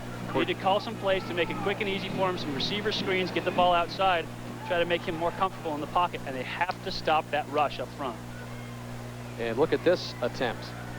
They have this one spotted at the 6-yard line. Nick Gatto on 4th and 8. Seeing if he can somehow get it through. That'll be wide left. Ball is live off the net. Ball is still loose and recovered at the 8-yard line. So they gave it a shot on 4th and 8. But the Rush will take over their first possession of the second half, leading by 16 when we come back. The AFL on NBC is brought to you by Lowe's, where you'll find all your home improvement needs. Lowe's, improving home improvement. And by the United States Army, an army of one. Season opener here at the Allstate Arena. Dan Hicks with Mike Pulaski and Mark Shanowski on the sidelines. And Chicago with a 16-point lead gets its first possession here of the second half. Jeremy McDaniel in motion. And he goes to the other side, Philyaw does, just for a short gain of 4. There you see Atu Molden. We talked about him at the top of the broadcast, and he hasn't seen a lot. This is a kid who's got the tools to be great in this league, but he's learning. He took a shot early on, got popped a couple times. A welcome to the Arena Football League by Cecil Doggett. A lot of learning in this league you learn by watching, and then you go out and try it out. You come back again, and you improve on your game. He's going to have a lot of time to do that. He's got a coach that believes in him, Mike Owens here, to help him get there. Second down and 6. Philyaw, who's had great protection all day, gets it out short of the first down to McDaniel again. Cecil Doggett on the coverage. And for those of you playing AFL fantasy football, check out the ticker below for scores and stats updated each and every quarter. You know what strikes me as I watch Raymond Philyaw dropping back on that last play? He just looks comfortable. He looks very calm in the pocket. He's going through his reads, he's looking downfield, dropping down to a secondary receiver, whereas Jeff Lutz on the other side of the ball is looking for the first open number that he can find and trying to get rid of it. Raymond looks at home in the pocket right now. That's how you want to feel as a quarterback. I would expect to see them strike deep quickly. They pitch quickly to McMillan. This game developing as we expected it, as McMillan gets the first down. We told you about the defensive front of Chicago, which includes so many great players, namely James Barron, former Defensive Player of the Year. Moyer's up front. They do a good job on offense as well, protecting Philyaw. So that has really been the key to the game, as we expected. Having a great line makes such a difference in any league, big field football or arena football, but having a great line in this game is tough because guys have to go both ways. You see James Barron there raising his hand because he's the tight end. Cortez's philosophy ringing true. Attack theirs, protect ours. This team hasn't been able to get the job done. Philyaw showing some of that mobility. I mean, this guy can run if he has to. That was the quarterback keep all the way. You don't see that very often in this league. But you could tell the receivers got downfield and they were trying to block for him. He just got back, tried to draw the upfield pressure, get outside, and get down the field. When you have a mobile quarterback, an athletic quarterback like Raymond Philyaw, you can do that. And I think Hohensee, as an innovator in this league, a guy who's developed a lot of what happens in arena football offenses, is using his quarterback to yet open up another aspect of the game. See him just getting outside. He was never going to throw that football. Every receiver had their back turned to him. Pop fake. There's a KG bet for you. Hohensee, the coach, a man that's played a lot of football in a lot of different arenas, kind of the same type of player as his quarterback, Philyaw. That is complete to McMillan. Philyaw has played in the AFL, CFL, Indoor Football League. Hohensee has played in the USFL, CFL, this league. He had a brief stint in the NFL, but you get the feeling that the reason Hohensee called him up at the very second that he could legally to get him, he appreciates a guy like that, a guy that's persevered through he hasn't had the game or the talent necessary to play in the NFL. I mean, he's a guy that's been around for a long time, persevered. Well, and he wanted to show him, we were talking about it so much as you're my guy as a quarterback. He wanted to make that effort to show him, look, you're my guy. This is how important you are to me. And I think that speaks volumes for what a coach thinks about you, for him to make that effort. First down, quick release out to Fleshman. Fleshman hurdles his way in for the score, but a flag is thrown right where he made the hurdle.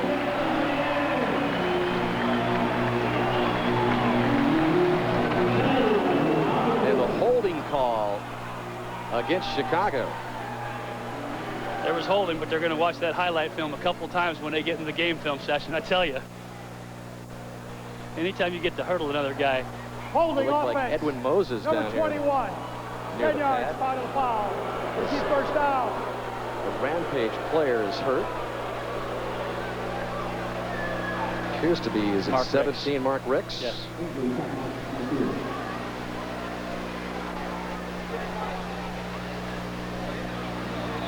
And there's a guy, you see them both right there, Doggett and Mark Ricks, guys that have been around the league for a long time.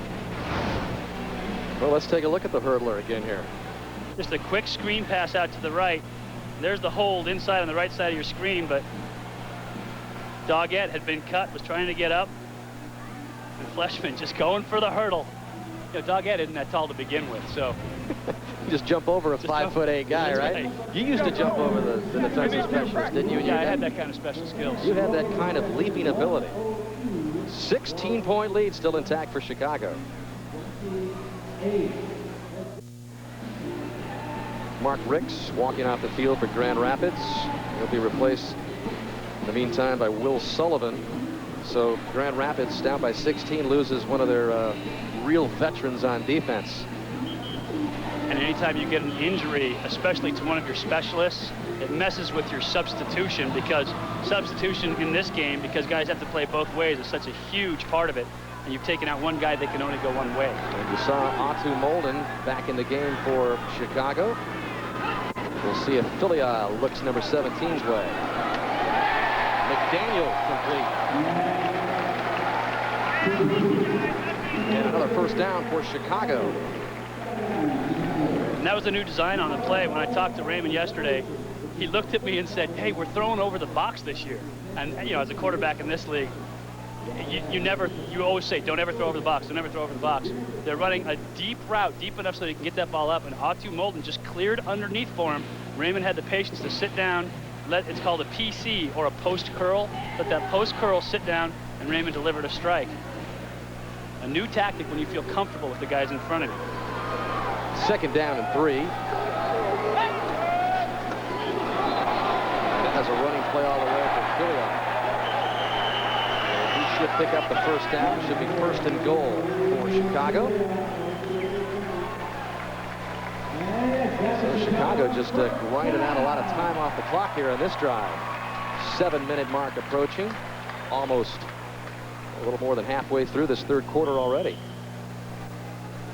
And doing a great job with the football, being very efficient, holding on to it, delivering the strikes, throwing the right passes, keeping the ball in Philia's hands, minimize your chances for a mistake. And it was mistakes that led to Billy Dicken being shipped out of here in Chicago. That was one of the reasons why Hohensee was so excited to get Philia, and Philia runs it in on his own. You know, way back when in this league, Major Harris, the quarterback from West Virginia, played quarterback in this league, and he led the league in rushing for a long time. Didn't do much for passing, but in terms of rushing, he was it. And I think we may see that again with Raymond Philia playing quarterback and Mike Hohensee as his offensive coordinator, head coach. He may use him like a Major Harris, because remember, Hohensee was around when Major Harris was in the league and saw how effective that could be. So between Raymond's passing ability and his ability to run the football, you may see a guy that could lead the league in passing and rushing.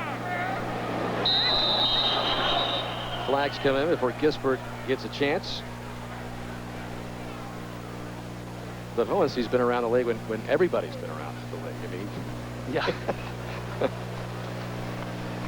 Look at Mike, quarterbacked at the University of Minnesota, and as a member of that school's number 92 Hall of Fame. defense. Chicago's He was. I mean, you said that this guy could whistle the football. I was just gonna say, when I used to play catch with him, he could spin the football. The only other quarterback I can think about that could spin it like that was Warren Moon. And Warren Moon could spin it. Ho could get out there and spin his football so hard that it would still be spinning in your hands after you caught the ball. I mean, you're talking about a fast spiral when you say spin it. Yes. Yep. And that's all in the wrist strength. You know, it's pronation of your hand. He had great technique, and I'll tell you, Mike Hohensee I had been coached by Steve Mariucci, been coached by Sam Weich, all these quarterback gurus, and he's the first one that ever told me, look at your receiver, take your eyes off the ball, and he taught me great quarterback technique. He's an excellent football coach. Well, Chicago has now outscored Grand Rapids 30-6 since the second quarter to up the lead, and they've been getting the job done not only on the defensive line, but look at the surge here for Filia as he gets in to up the lead to 23. Mark Ricks, the injured player for Grand Rapids. Let's get a report from Mark. Dan, Mark Ricks, the veteran defensive specialist, has a sprain of his right MCL. The training staff is hopeful they can get him back in the game. Obviously, he's one of their key players on defense and one of the tougher guys in the Arena League. He had 5 interceptions last year, Mark. And he got injured down the stretch of last year, so he had all those interceptions with limited play as Gisbert gets ready to kick off. Mark, you're right in that Grand Rapids bench. They're down by 23. What's the mood down there? Well, I'll tell you, it's pretty quiet down here right now, Dan. Not a lot of emotion at all on the sideline here. And there hasn't really been a lot of talk with players trying to fire one another up. It's a pretty flat bench right now. We saw Walter Hall loosening up, but right now they're going to stick with Jeff Lutz at quarterback. Well, this is a team that doesn't necessarily know each other very well. Right. They haven't been together very long, so, you know, they may not have a team leader out there yet. Replaced half of his offense, Cortez did. New quarterback. And a week to get ready as Steve Smith takes it out for Grand Rapids. The Rampage have been outscored 30-6 since the second quarter. DeJuan Alfonso takes down Smith for Chicago. And now it's Jason Gamble, number 40 for Grand Rapids, who's down. And that play rolled up right on the back of his legs. Tell you what, it's tough being a big guy in this league, having to go both ways. As an offensive lineman or fullback, people are always rolling up on you. As a defensive lineman, you have offensive linemen trying to cut you and other people trying to cut you. And then as a return guy, because you have to do that too, you got people around your legs all the time. So it's tough to be a big guy playing that position. So while they attend to Jason Gamble, we'll take another break from the Allstate Arena, where the Chicago Rush are in command by 23, 43-20. Well, if you were with us at the start of the telecast, we talked about what an impact player Atu Molden would be, and it was Coach Mike Owensy of Chicago who told us about him. There is Molden, but he has taken a couple of early hits. He has just 1 catch in the game so far, and maybe we'll try to find out with Mark Shanowski down there on the bench just exactly what kind of toll that took on Molden early on. Right. You know, you take a pop to the head early on, and as a rookie in this league, your head's already swimming from trying to get things straight. So I think Coach Owensy may be trying to bring him along, teach him the game, you know, let him learn on the run without putting too much pressure on him right away. But like I said, Mike Owensy says a receiver's going to be great in this league. I expect the guy to be great. Molden hurt his wrist his senior year in high school, so he only got a couple of looks at not only Montana but Sacramento State. Those were his 2 options. He elected to go to Montana. He was a second-team All-American there, and Grizzlies won the Division I AA national championship with Molden, who was really kind of bordered on a legend up there in Montana. But we mentioned the hit he took on the very first drive of this game, and here's another look at it. Fearless is Molden's reputation, and boy, did he stretch out for this one and pay the price. Just a post down the middle, and Cecil Doggett shows up and brings the mail right there. Welcome to the AFL, Mr. Molden. Welcome to my end zone. Grand Rapids with still Jeff Lutz at quarterback from its own 13, trying to somehow get back in his ball game. Steve Smith wasn't even looking when Lutz had to deliver that. Lutz continues to get pressure. He gets pressure a ton. And I tell you what, we saw that hit just a couple seconds ago. These guys in these leagues bring it and hit. Some of these guys are a little bit undersized, maybe a step slower, but in this field, this league, these guys get after it, and they can put the wood to you as well as anybody going. I thought it was interesting. You made the comment that there's just really no one playing in the NFL. I mean, very limited amount of players that could come in and play in this league. I mean, that's how specialized that would not be stars right away. This is an extremely specialized league with extremely specialized players. Players do make the transition back and forth, but it's very rare that a guy comes into this game and is a star immediately. The guys that are out here playing right now, in my opinion, are the best players in the world at playing this game, and that's why they're here right now. They're extremely specialized, they're talented, they're two-way guys, and they're all extremely tough guys. You won't see a receiver run out of bounds here because that means you're hitting the wall. Well, there's Corey Sawyer, who played with the Cincinnati Bengals in the NFL. And you see Molden coming back now. He took a hit before, and now he's delivering a hit. Again, these guys have to go both ways, and it's tough. Art majors don't hit like that, do they? Artsy Atu Molden, an art major at Montana. Says he still works a lot on his passion, art. Mother teaches art in Sacramento for the city there. And that pass is complete to Josh Bush. He's wrestled down at the 20. And while we have a moment, with Chicago in firm command here, we go back to New York for an update with Al.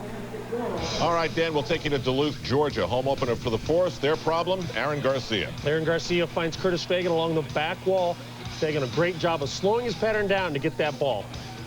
Garcia 3 touchdowns passing, 1 rushing. And right now, New York is in front, 33-21, Dan. Thank you, Al. Up by 23, the Chicago Rush here. As Atu Molden and the Chicago Rush on defense. Grand Rapids just inside the 20. 2nd down and 4. That is Smith in motion. Lutz goes underneath to Bailey. And he is close to the 1st down. Corey Sawyer, Fleshman there on the defense for Chicago.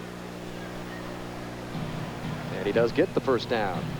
And that's what Grand Rapids has to do. Take the quick slant, take the quick pass right now. Nobody on the offensive side of the ball for Grand Rapids is feeling comfortable. They need to get into a zone where they feel comfortable, move the ball, and they can go for that quick strike, which brings the emotion back up.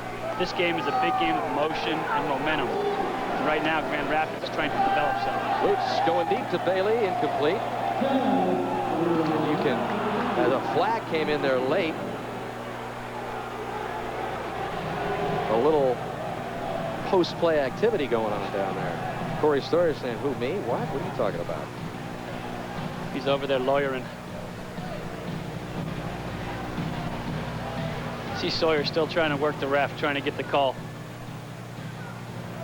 Personal foul on the defense, number 6. The hit was on a defenseless player. That penalty flag is half on the Greg distance to the goal. Williams. Automatic 1st down.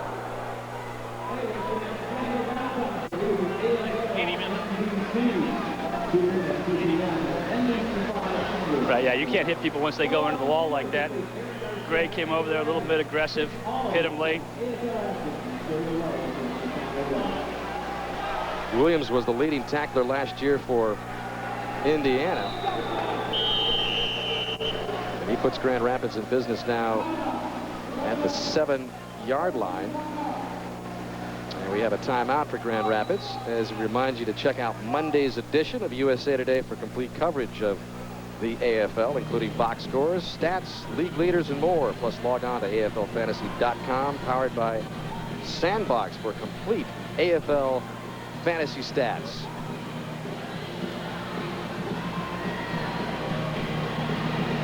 You see everybody huddling up. When you get down into the red zone in this league, which is inside the 8-10 line, this is when it gets extremely hard as a quarterback to throw the football. And this is when it helps if you've got Raymond Filiot to be able to run the ball.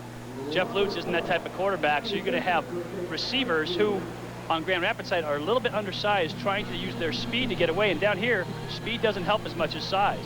These guys are going to try to be creating misdirection, moving across the field to get open. And it's going to make it hard for Lutz to find a window. He's going to have to find a window, stick it in. Or they're going to have to give the ball to the fullback and let the fullback carry him in.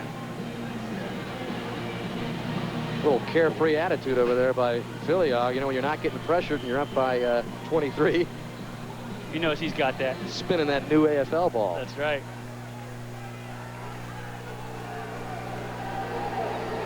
So Lutz and Grand Rapids here. From the 8-yard line, and they do keep it on the ground. Bush. Close. Greg Williams, who was flagged for the penalty a little while ago on the stop. I think that's a good call. One way to tire a lineman down is by running the football. Now, in this league, you can't run at a ton because you don't get a lot of yardage. But if you can move the ball, slow that Chicago rush down a little bit, and not put the pressure on your quarterback to come through, if you know he's going to get, you know he's taking hits. Run the football, try to get in the end zone that way. Let your team take a deep breath, get some momentum. Well, let's see if this big rush defensive line can rise to the occasion here. 2nd down and goal inside the 1 for Grand Rapids. And a short little pitch to 42, Ron Perry. And Perry gets in for the score. So Grand Rapids, after being outscored 30-6, finally gets on the board again. And a good time to use it. They were going against the Rush's #2 defensive line. But the way you have to platoon in this league, you know, you have guys going both ways. You have to get a break. These linemen can't run all game long, so the #2 defensive line is in there. It's a great time to take advantage of it, run that little toss off the outside. See Jeff Luce just tossing it outside. Jamie McGurty out there trying to make a tackle, but when it's one-on-one, leverage and momentum going your way, that's hard to stop. What's Perry got sticking out of his helmet there? It's not a mouthpiece, is it? Looks like a braid to me. It's his hair. Gatto gets the extra point. It's a little odd looking. It's chia hair. And there are some hairdos on this Grand Rapids team. Well, he talked about Nick Gatto and what a tough player he was. We showed you highlights of him with some tackles, getting in the mix of it on kickoffs after he kicks off. Pretty unbelievable how strong this guy is. We have some video of him a little bit earlier before the season started lifting weights. There is his arm, his right, only the half arm, getting 225 pounds with that barbell balancing on that right side. That's pretty amazing stuff. And getting 8 reps like it's nothing. Yeah. That is amazing. Like I said, in college he ran a 4.340. And he squats over 450 pounds. The guy is tough, he's strong, quite an athlete. An amazing story. Yep, born without the lower part of his right arm. He can bench press more than 300 pounds. That was just 225 going 8 reps. Just throwing it around the weight room. Yep. And Gatto getting ready to kick off as Grand Rapids finally gets on the board. 43-27 in the final half minute of the 3rd quarter. It's McDaniel back deep for Chicago. Chicago more than doubling up the Rampage in the total yard statistics. All sorts of different types you see in this league. You got the Nick Gattos, Corey Sawyers who played in the NFL and finishing out their careers here in the AFL. Then you've got the lifetime AFL players like a James Barron and a Coach Mike Cohensey. Bob McMillan. I think that's what makes the league appealing is the diversity of it. All the players from so many different walks of life. Yeah, that's absolutely right. And once you've played in this league, all things being equal, there's nowhere else you would rather play. I mean, if all things were equal, I would have played arena football my whole career. I think you put it best. You said this is the NFL in the 1950s. This is. These guys all love this game and they want to play. Now we're going to take another break with 14 seconds left here in the 3rd. Back to New York and Al Trautwig. Hey, Dan, check this play out. Hey, let's run the reverse. Let's do that. We'll run the reverse to Chris Jackson. Throw that ball. Kevin Ingram with his 2nd touchdown of the day. Chris Jackson has 2 touchdowns and now 1 passing touchdown on this day. Haven't seen deception like that in a while. 42-24 LA. Dan?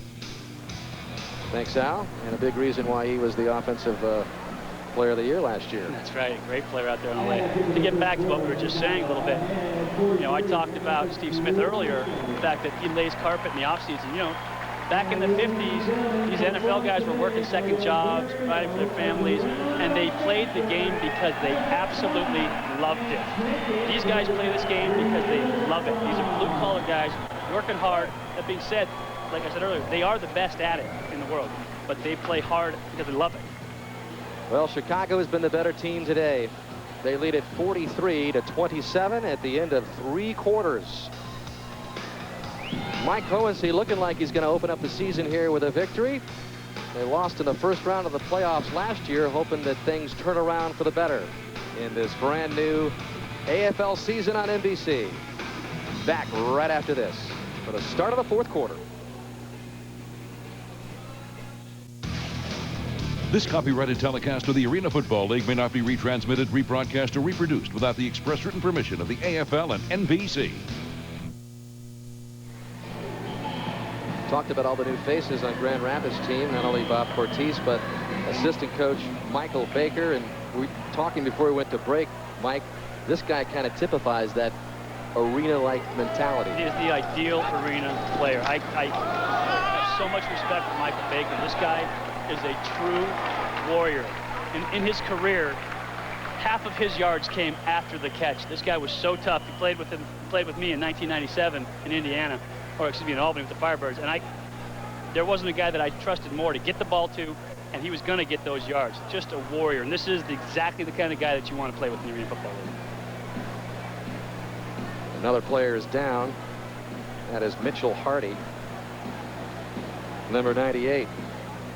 Cortese, when he talked about Baker, he just said, I can't believe we got this guy. I mean, anything he asks him to do, he gets it done. He's a legend in Grand Rapids, where he finished out his career.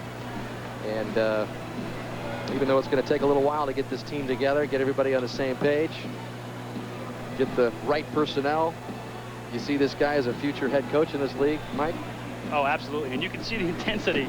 I mean, if he can bring half of what he brought to the game as a coach, he's going to be one of the best coaches to ever coach in this league, because he brought so much to your team. Just having him in the huddle, you felt every time you were going to score, every time you were going to move that football, and there were no doubts. Just absolutely loved playing with him. This guy's a pretty amazing player. And, you know, University of West Virginia grad, if not for a major injury, who knows? You know, he hurt his ankle when he's in college. But I'll tell you what, as a receiver, didn't run the prettiest routes, but just got open and ran the football after he made the catch. So while they attend to Mitchell Hardy, number 98, we'll take another short break. Just the opening seconds of the final quarter with Chicago with a big lead. The AFL on NBC is being brought to you by Little Debbie's single serve snack cakes. They're perfect when you're on the go. Unwrap a smile today by Aaron's. Let Aaron's drive your dreams home today.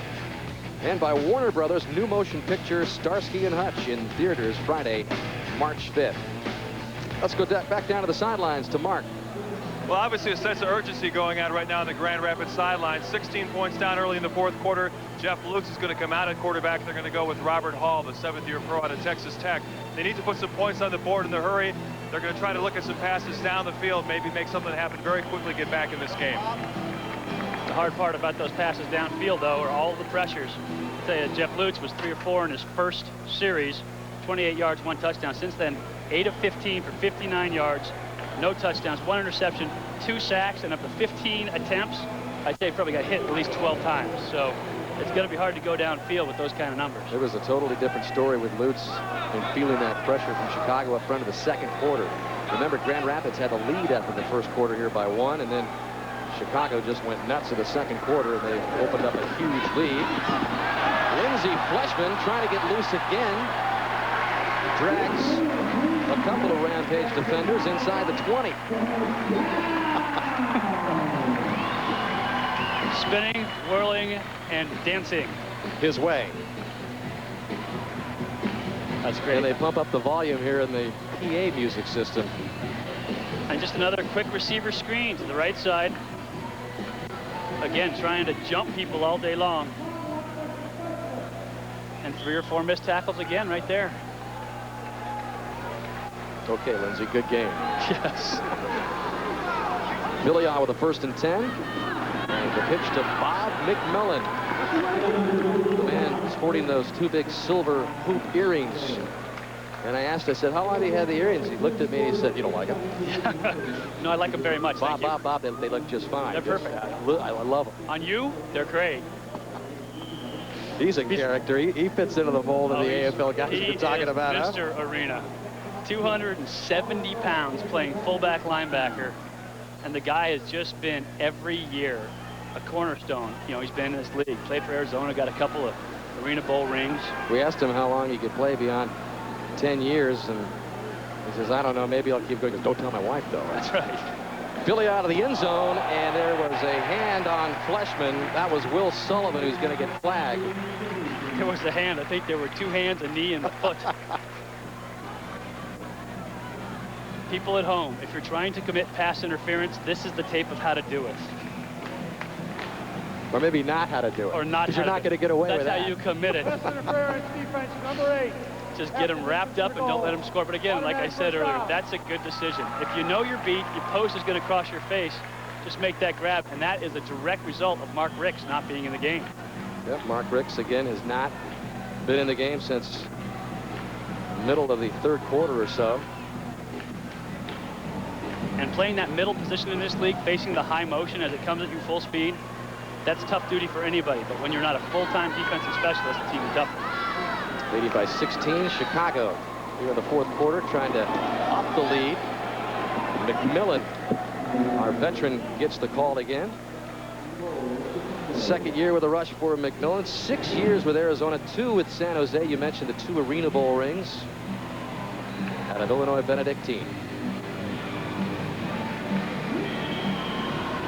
He's just got himself in the ultimate fighting shape this year to come back in. And that's what you find with these guys. You know, you always talk about when you hang them up and when you quit playing. These guys love the game so much, they just keep coming back. Jeff Lutz is still around. Bob McMillan is still around. This arena football game is something that you just fall passionately in love with. And that's why these guys are still playing. Well, Filial loses the handle on 2nd and goal. Grand Rapids ball. And Grand Rapids gets it with 11:50 left. So perhaps this will prove to be a pivotal turnover if Grand Rapids can take it down and score. And remember, it's going to be Robert Hall at the controls for the Rampage offense. And there is a look at number 10, Robert Hall. Very, very impressive player out of Texas Tech. All Southwestern Conference player.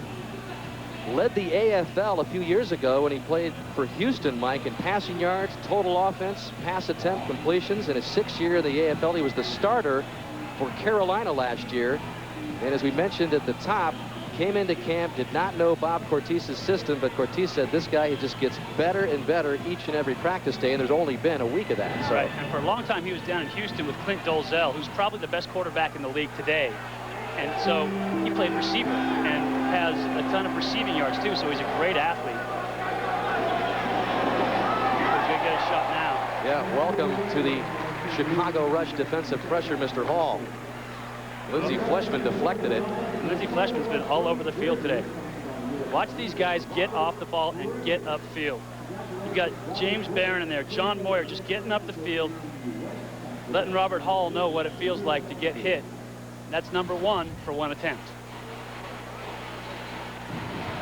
So Hall gets baptized in a hurry up there with a key to the Chicago front line.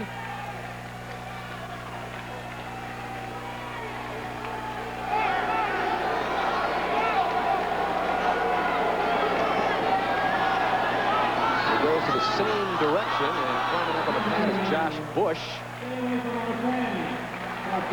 And again, Robert Hall is back in there, and John Moyer got the corner. You'll see him coming off the right edge right here.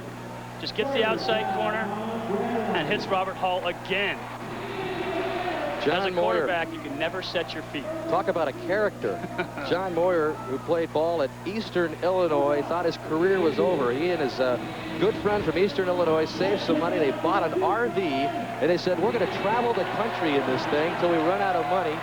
They waited in lines early in the morning in each small city that they happened to come to. They ended up out in Arizona. They were about halfway through their trip, and he gets a call from back home saying that the Arena Football League likes you, right, and they're interested in you.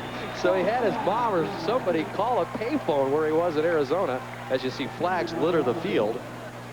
But Moyer got the call, and when he thought his football career was over, here he is in the AFL, and he's been all AFL the last 2 years. It really is an amazing story. Yeah, didn't have a cell phone and was working day wage jobs, just day labor, so they could support this trip around the country. It's amazing.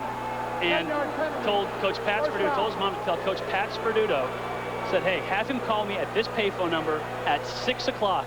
So I had to stand by the payphone in order to get this call.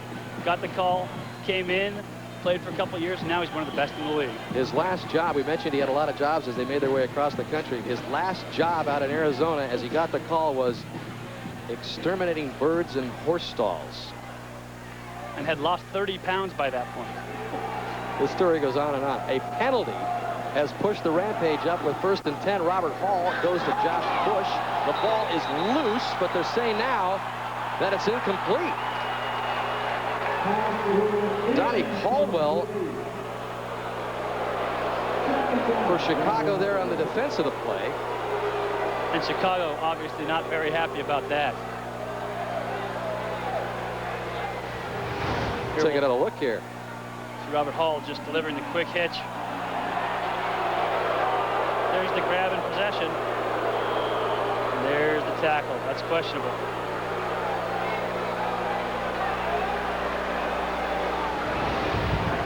And you can't say it was a homer call. So Grand Rapids with perhaps a little break there, but that was a close call. Hall to Hodge, incomplete. Sawyer on the defense.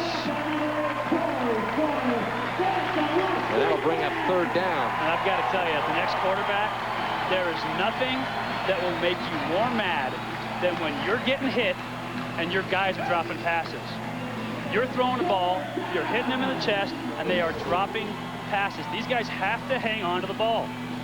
They're not going to get the option or the opportunity very often because they're not going to be able to go downfield, so they have to catch the quick slant. They have to catch the quick hit.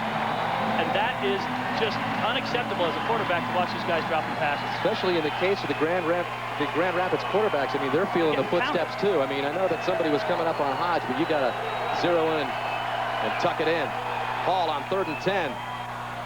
And that is complete for a 1st down to Hodge. And on that catch, Hodge made sure he wrapped it right away. So Hall, even with more pressure here, able to get it off for the 1st down. Again, that rush defense just getting up the field. John Moyer on the backside getting in there. Barron and Moyer both putting a hit on. These guys just get after it. And in this league, when you face the defensive line, they can bring it like that. You have to hit the quick pass, and these guys have to catch that ball every time. More flags come in.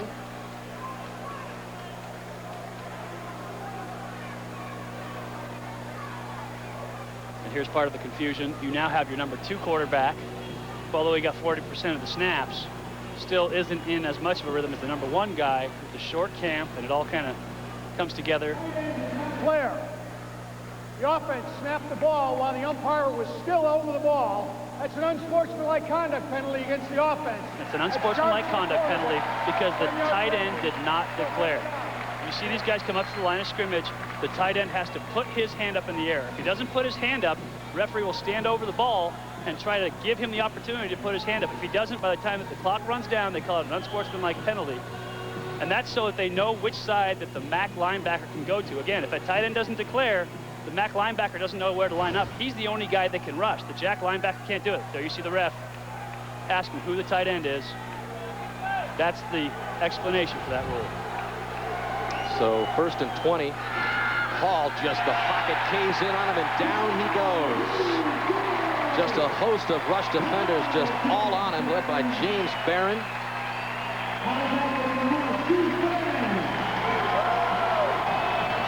Not much you can do as a quarterback in this situation. There's nothing you can do, and you can't put this on the quarterback. Those big guys up front have to protect better.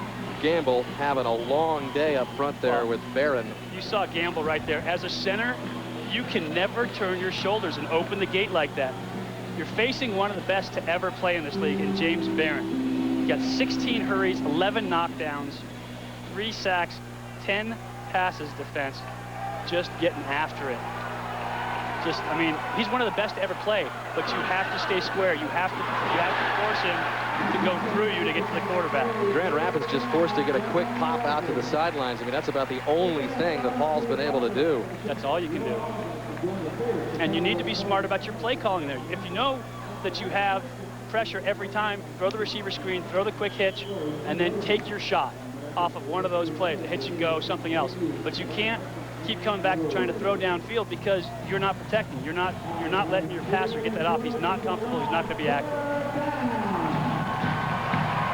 Cannot be a worse feeling for a quarterback, especially in this league, to know that these guys are coming on every play. 3rd and 25. Here they come again. Hall has to sprint out to the left and just throw in desperation. James Barron again chasing Hall all over.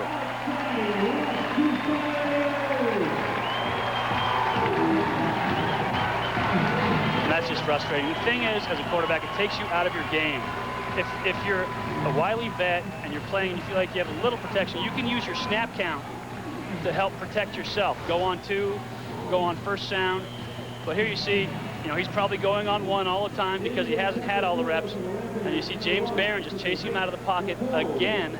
He's not allowed to play, to fully use the game on offense, to use your snap count, to hit the post, to throw the quick routes. He's not feeling it. He's just throwing, trying to get the ball. So this is a long field goal attempt being spotted at the 12-yard line or the 11-yard line. Nick Gatto's got the leg to get it done, and this one, he drives it through. Absolutely drilled it. And that matches his career long of 47 yards. What a great kick. So there's an example of the strength we saw earlier from Nick Gatto. No problem from 47, and they're within 13. Today's U.S. Army Iron Man of the game, well, it's been the theme all game long, and it's been the men up front for Chicago, especially on defense, as they got to Jeff Lutz, James Barron, Riley Hesseling, John Moyer and company. And then even on offense, the surge there to get their quarterback Raymond Filioff into the end zone. And it doesn't matter if you're Lutz or you're Robert Hall. The Chicago defense has been in the face of Grand Rapids all game long. And the Chicago line is the U.S. Army Iron Men of the game. And how fitting that it's the guys in the trenches that are the Army Iron Man of the game. You see John Moyer there. These guys are just getting after it. And as a quarterback, when you know that the defensive line is feeling it, that they can get home, you're not very happy about it, I'll tell you that. Well, we've got some time here. I mean, we've seen a lot stranger things happen in this league as Gatto's ball just bounces off the crossbar. And Lucy Caldwell spinning his way with a good return for Chicago. About the last thing that Grand Rapids needed was a good return with just 4 minutes and change left. Caldwell rips off a good one. And that's actually a great return. When you kick the ball, it hits high off the iron and stays up forever, there's a good chance you're going to get whacked. And there we see Gatto again, just getting in there for the tackle. Look at Gatto. He's down in a crouch. He just can't wait to put a hit on somebody coming back. But when that ball's up in the air like that and you're the receiver waiting for it to come down, what must that feel like? I'm glad I never had to play that position because you got a bunch of big guys breathing down your neck from behind. So at the 22 of the Rampage, Villiers' pass is knocked down at the line of scrimmage. Tito Simpson getting the defense on the outside there. A guy that we haven't heard much from. We talked to Bob Cortez during the week and said he's purely a rush guy, so you're not going to see him on offense, but on defense he feels like he can get some pressure up the field for Grand Rapids. The Chicago offensive line so far, across the board, offense and defense, doing a fantastic job.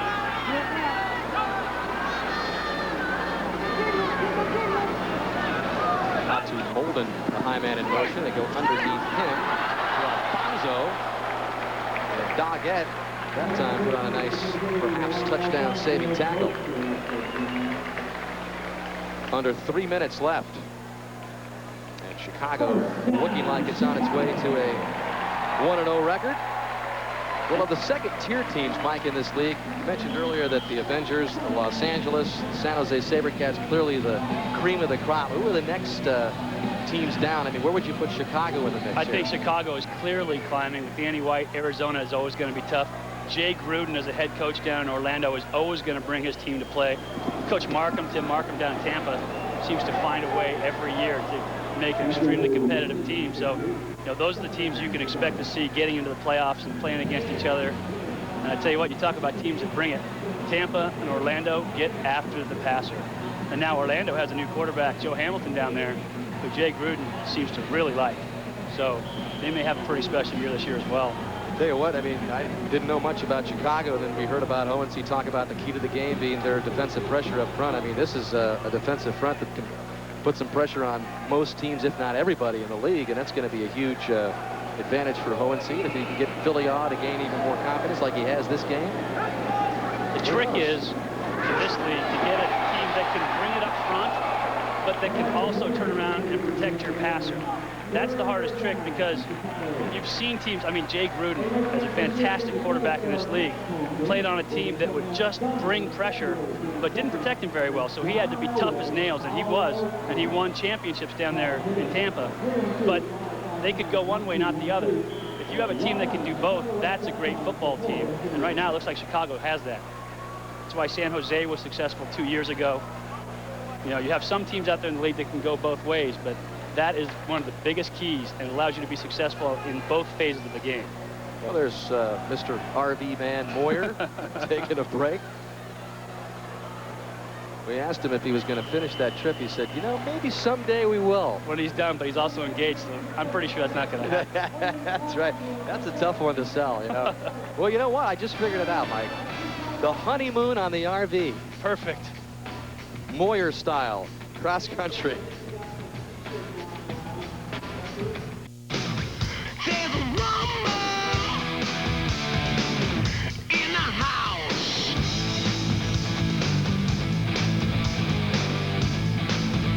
Get caught up in it. Week 2 of the AFL on NBC. A special day and time. Next Saturday, 3 Eastern, noon Pacific. 1 minute warning here in Chicago brings us to the ADT defensive play of the game. Happened in the second quarter, and it was after Lindsey Fleshman hauled in a 38-yard touchdown pass. Goes on the other side of the ball and picks off Jeff Lutz as Lutz was running for his life. Takes it back 10 yards for the score. He's the defensive player of the game. And that is Jamie McGurty trying to get in for Chicago. In the second half here, if we look at some of the stats, we talked about all the quarterback pressure by Chicago. Grand Rapids quarterbacks are 6 of 14, 40 yards. Meanwhile, Philyaw, 8 of 10 for 69. When you can sit back there and just throw the ball, you have a comfort level. You can complete more passes. Well, it's going to be a bit of a road test for Chicago coming up. They go to New York next week. Back at home against Colorado on the 22nd, but then they've got 2 more road games at Indiana and at Philadelphia. As Philyaw gets in for his second touchdown of the game. Ups the lead to 19. Big old smile and hugs from his teammates. I think Chicago has just controlled this game kind of every facet. It all starts down the pit, you know, with the big guys. Kind of like we expected, huh? Yes, and then Philyaw has taken over and really established himself as this team's quarterback.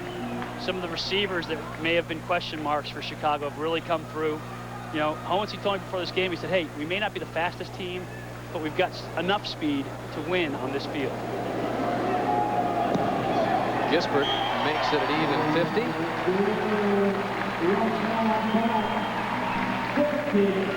Hohensee, a very business-like manner.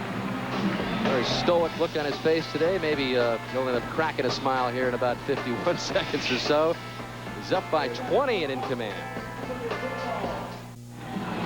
Well, by the looks of Bob Cortez's face, it appears, Mike, that practice has just been moved up to 3 a.m. tomorrow morning in the Monday walkthrough. That'll be comfortable. His mantra, protect ours, attack theirs, has been exactly what the other team has done today, Chicago. And as a result, with 51 seconds left, they lead it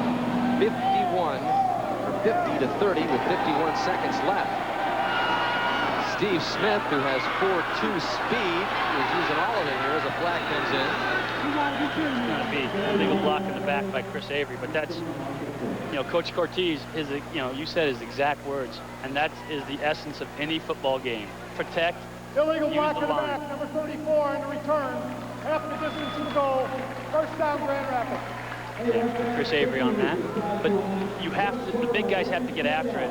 And quite honestly, the deck was stacked coming in here, facing a team that has James Barron, John Moyer, all these veterans, John Sikora. I mean, all these guys that are championship caliber, AFL champion type players are all arena players, all league players, Ironman players. I mean, that was it. You know, and you got the feeling when you talked to the players and the coach that that was going to happen. I mean, these guys were trying to be as honest as they could with us, but Cortez, when we really said, hey, you know, what kind of chance you guys have? And he just kind of sat there for a second and said, and it's odd. Well, I'm an optimistic guy. Yeah. You know, it's not for a head coach not to say, yeah, we can do it. We can handle it. But you just kind of. He said, you know, I don't know. You hate to hear that out of your head coach's mouth. Well, he's found out a little bit today, and he's found out how good Chicago is up front. Hall coming in for Lutz, going way down to Hodge, and that one is picked off. That's a nice pick by Williams in midair, as Hall just threw it into double coverage. But at this point in the game, he's just slinging it up there to see if he can get anything. Exactly, and all that pressure forces you to lock onto one receiver. You get back there, you get pressure, also you lock onto one receiver, he's going deep, and you never see that secondary defender. Greg Williams wasn't actually the primary defender there. Corey Sawyer was the guy on the coverage. Williams came into this game with 3 of his 4 career interceptions versus Chicago. And now for Chicago, he picks up career interception number 5. His first year here in Chicago, the previous 3 were the Firebirds. And a great player. I played with him in the XFL. Fantastic player and one of the nicest guys you'll ever meet in your life. Always has a smile on his face. He's the ultimate team guy. You want to play with this guy because he's just fun to be around. And a great two-way guy. Perfect for arena football. He's found a home in this league. Leading tackler last year for Indiana. As the rush take over and just to 10 here to heat up the clock. 30 seconds remain. So there's the 2 quarterbacks for Grand Rapids who felt the heat all afternoon. Hall on the left, Lutz on the right, who started. And you can't put it on these guys. I mean, neither one of these guys could have done much more than they did. With all that pressure up front that Chicago's bringing, it's hard to play that position. And I tell you what, Chicago sent a message today that we are coming after your passer, and on offense we're going to do whatever it takes. Use the quarterback to run the ball. I think they said something today. They made a statement. New York's going to take a look at this game film and say Chicago can bring it up front, no doubt about it. Final score 50-30. The Rush win it after trailing by 1 after the first quarter. There was just too much movement up front. Todd Shell, the defensive coach, will appreciate seeing this game film, watching them get after it, because that's what he likes to do as well. You know, he has one of the top quarterbacks in the league in New York, in Aaron Garcia, but he likes defense a little more than offense. And he likes to get after the passer because he knows how effective it can be. So with the final here in, we head to Philadelphia, where the Soul are driving for a potential tying touchdown. And we'd like to welcome the Chicago audience to our game in Philadelphia. Tom Hammond, Pat Hayden, Lewis Johnson. We have 5.8 seconds left, and the New Orleans Voodoo leading the Philadelphia Soul 42-34. These are 2 teams playing their first ever games, 2 expansion franchises. John Bon Jovi owns part of the Philadelphia team, and Tom Benson, the owner of the Saints, owns the New Orleans team. So the owners have gotten a lot of attention in this game. Both teams sputtering a little bit offensively in the first half with a lot of stops. The second half has been typical AFL offense. And now trending by 8, Philadelphia, having just recovered an onside kick, has 5.8 seconds to try to score 8 points to tie it up. Yeah, and you rarely see a zone defense in Arena League, but that's what you're seeing right now by the New Orleans Voodoo defense. All 3 defensive backs off the ball by 20 yards. Nick Browder, the quarterback. Under pressure, heaves it for the end zone. And out of bounds. Had a couple receivers open. You've got to give a receiver a chance. You've got to keep it in the field to play. And the clock shows no time left. Got to keep the ball in the field to play. So that was the final play, but Browder was under severe pressure as he just threw it apparently as far as he could, and the ball goes out of bounds, and New Orleans has won this matchup between 2 expansion teams. There's Mike New, the 33-year-old head coach of New Orleans. So the Voodoo win it 42-34 over Philadelphia. Well, the kind of finish you expect in the AFL came down to the very last play. Today's MVP and Ironman. Good start for New Orleans. They have a solid quarterback in John Fitzgerald and good defensive linemen that we talked about, Tom. And New Orleans was never stopped in the second half. And Aaron Bailey with with 9 catches, 140 yards, 2 touchdowns, and Dan Curran rushing 5 times for 45 yards and a pair of touchdowns. Let's go down now to Lewis Johnson. I just had to remind Mike New that he can actually smile that this first game is over as he continues to receive congratulations. Mike, how cool is it to have won the first game in the history of the franchise? I mean, it's a great moment. I'm happy for our owner. It's arena ball at its best. You know, the game comes down to the end like this. What a great crowd here in Philadelphia. What a great welcome to them and to the league also. And they got a bright future ahead of them. But I know we're very excited in New Orleans to get our first win. And we'll really have a good time. We'll celebrate it, but we'll get back to work. Make people understand how difficult it is to put a team together and basically 1 month together come out here and play your first game. Well, it's not easy, but there's a lot of hard work that went into it. And we put our value in linemen early on. And we knew that getting experienced linemen that have been in the trenches would help bring our young guys along. And what an exciting moment for this franchise and for Mr. Benson here. And, you know, we couldn't ask, you know, we worked hard for a month and we're excited to enjoy this one. Well, congratulations. Go enjoy with the rest of the team. And let's talk to Aaron.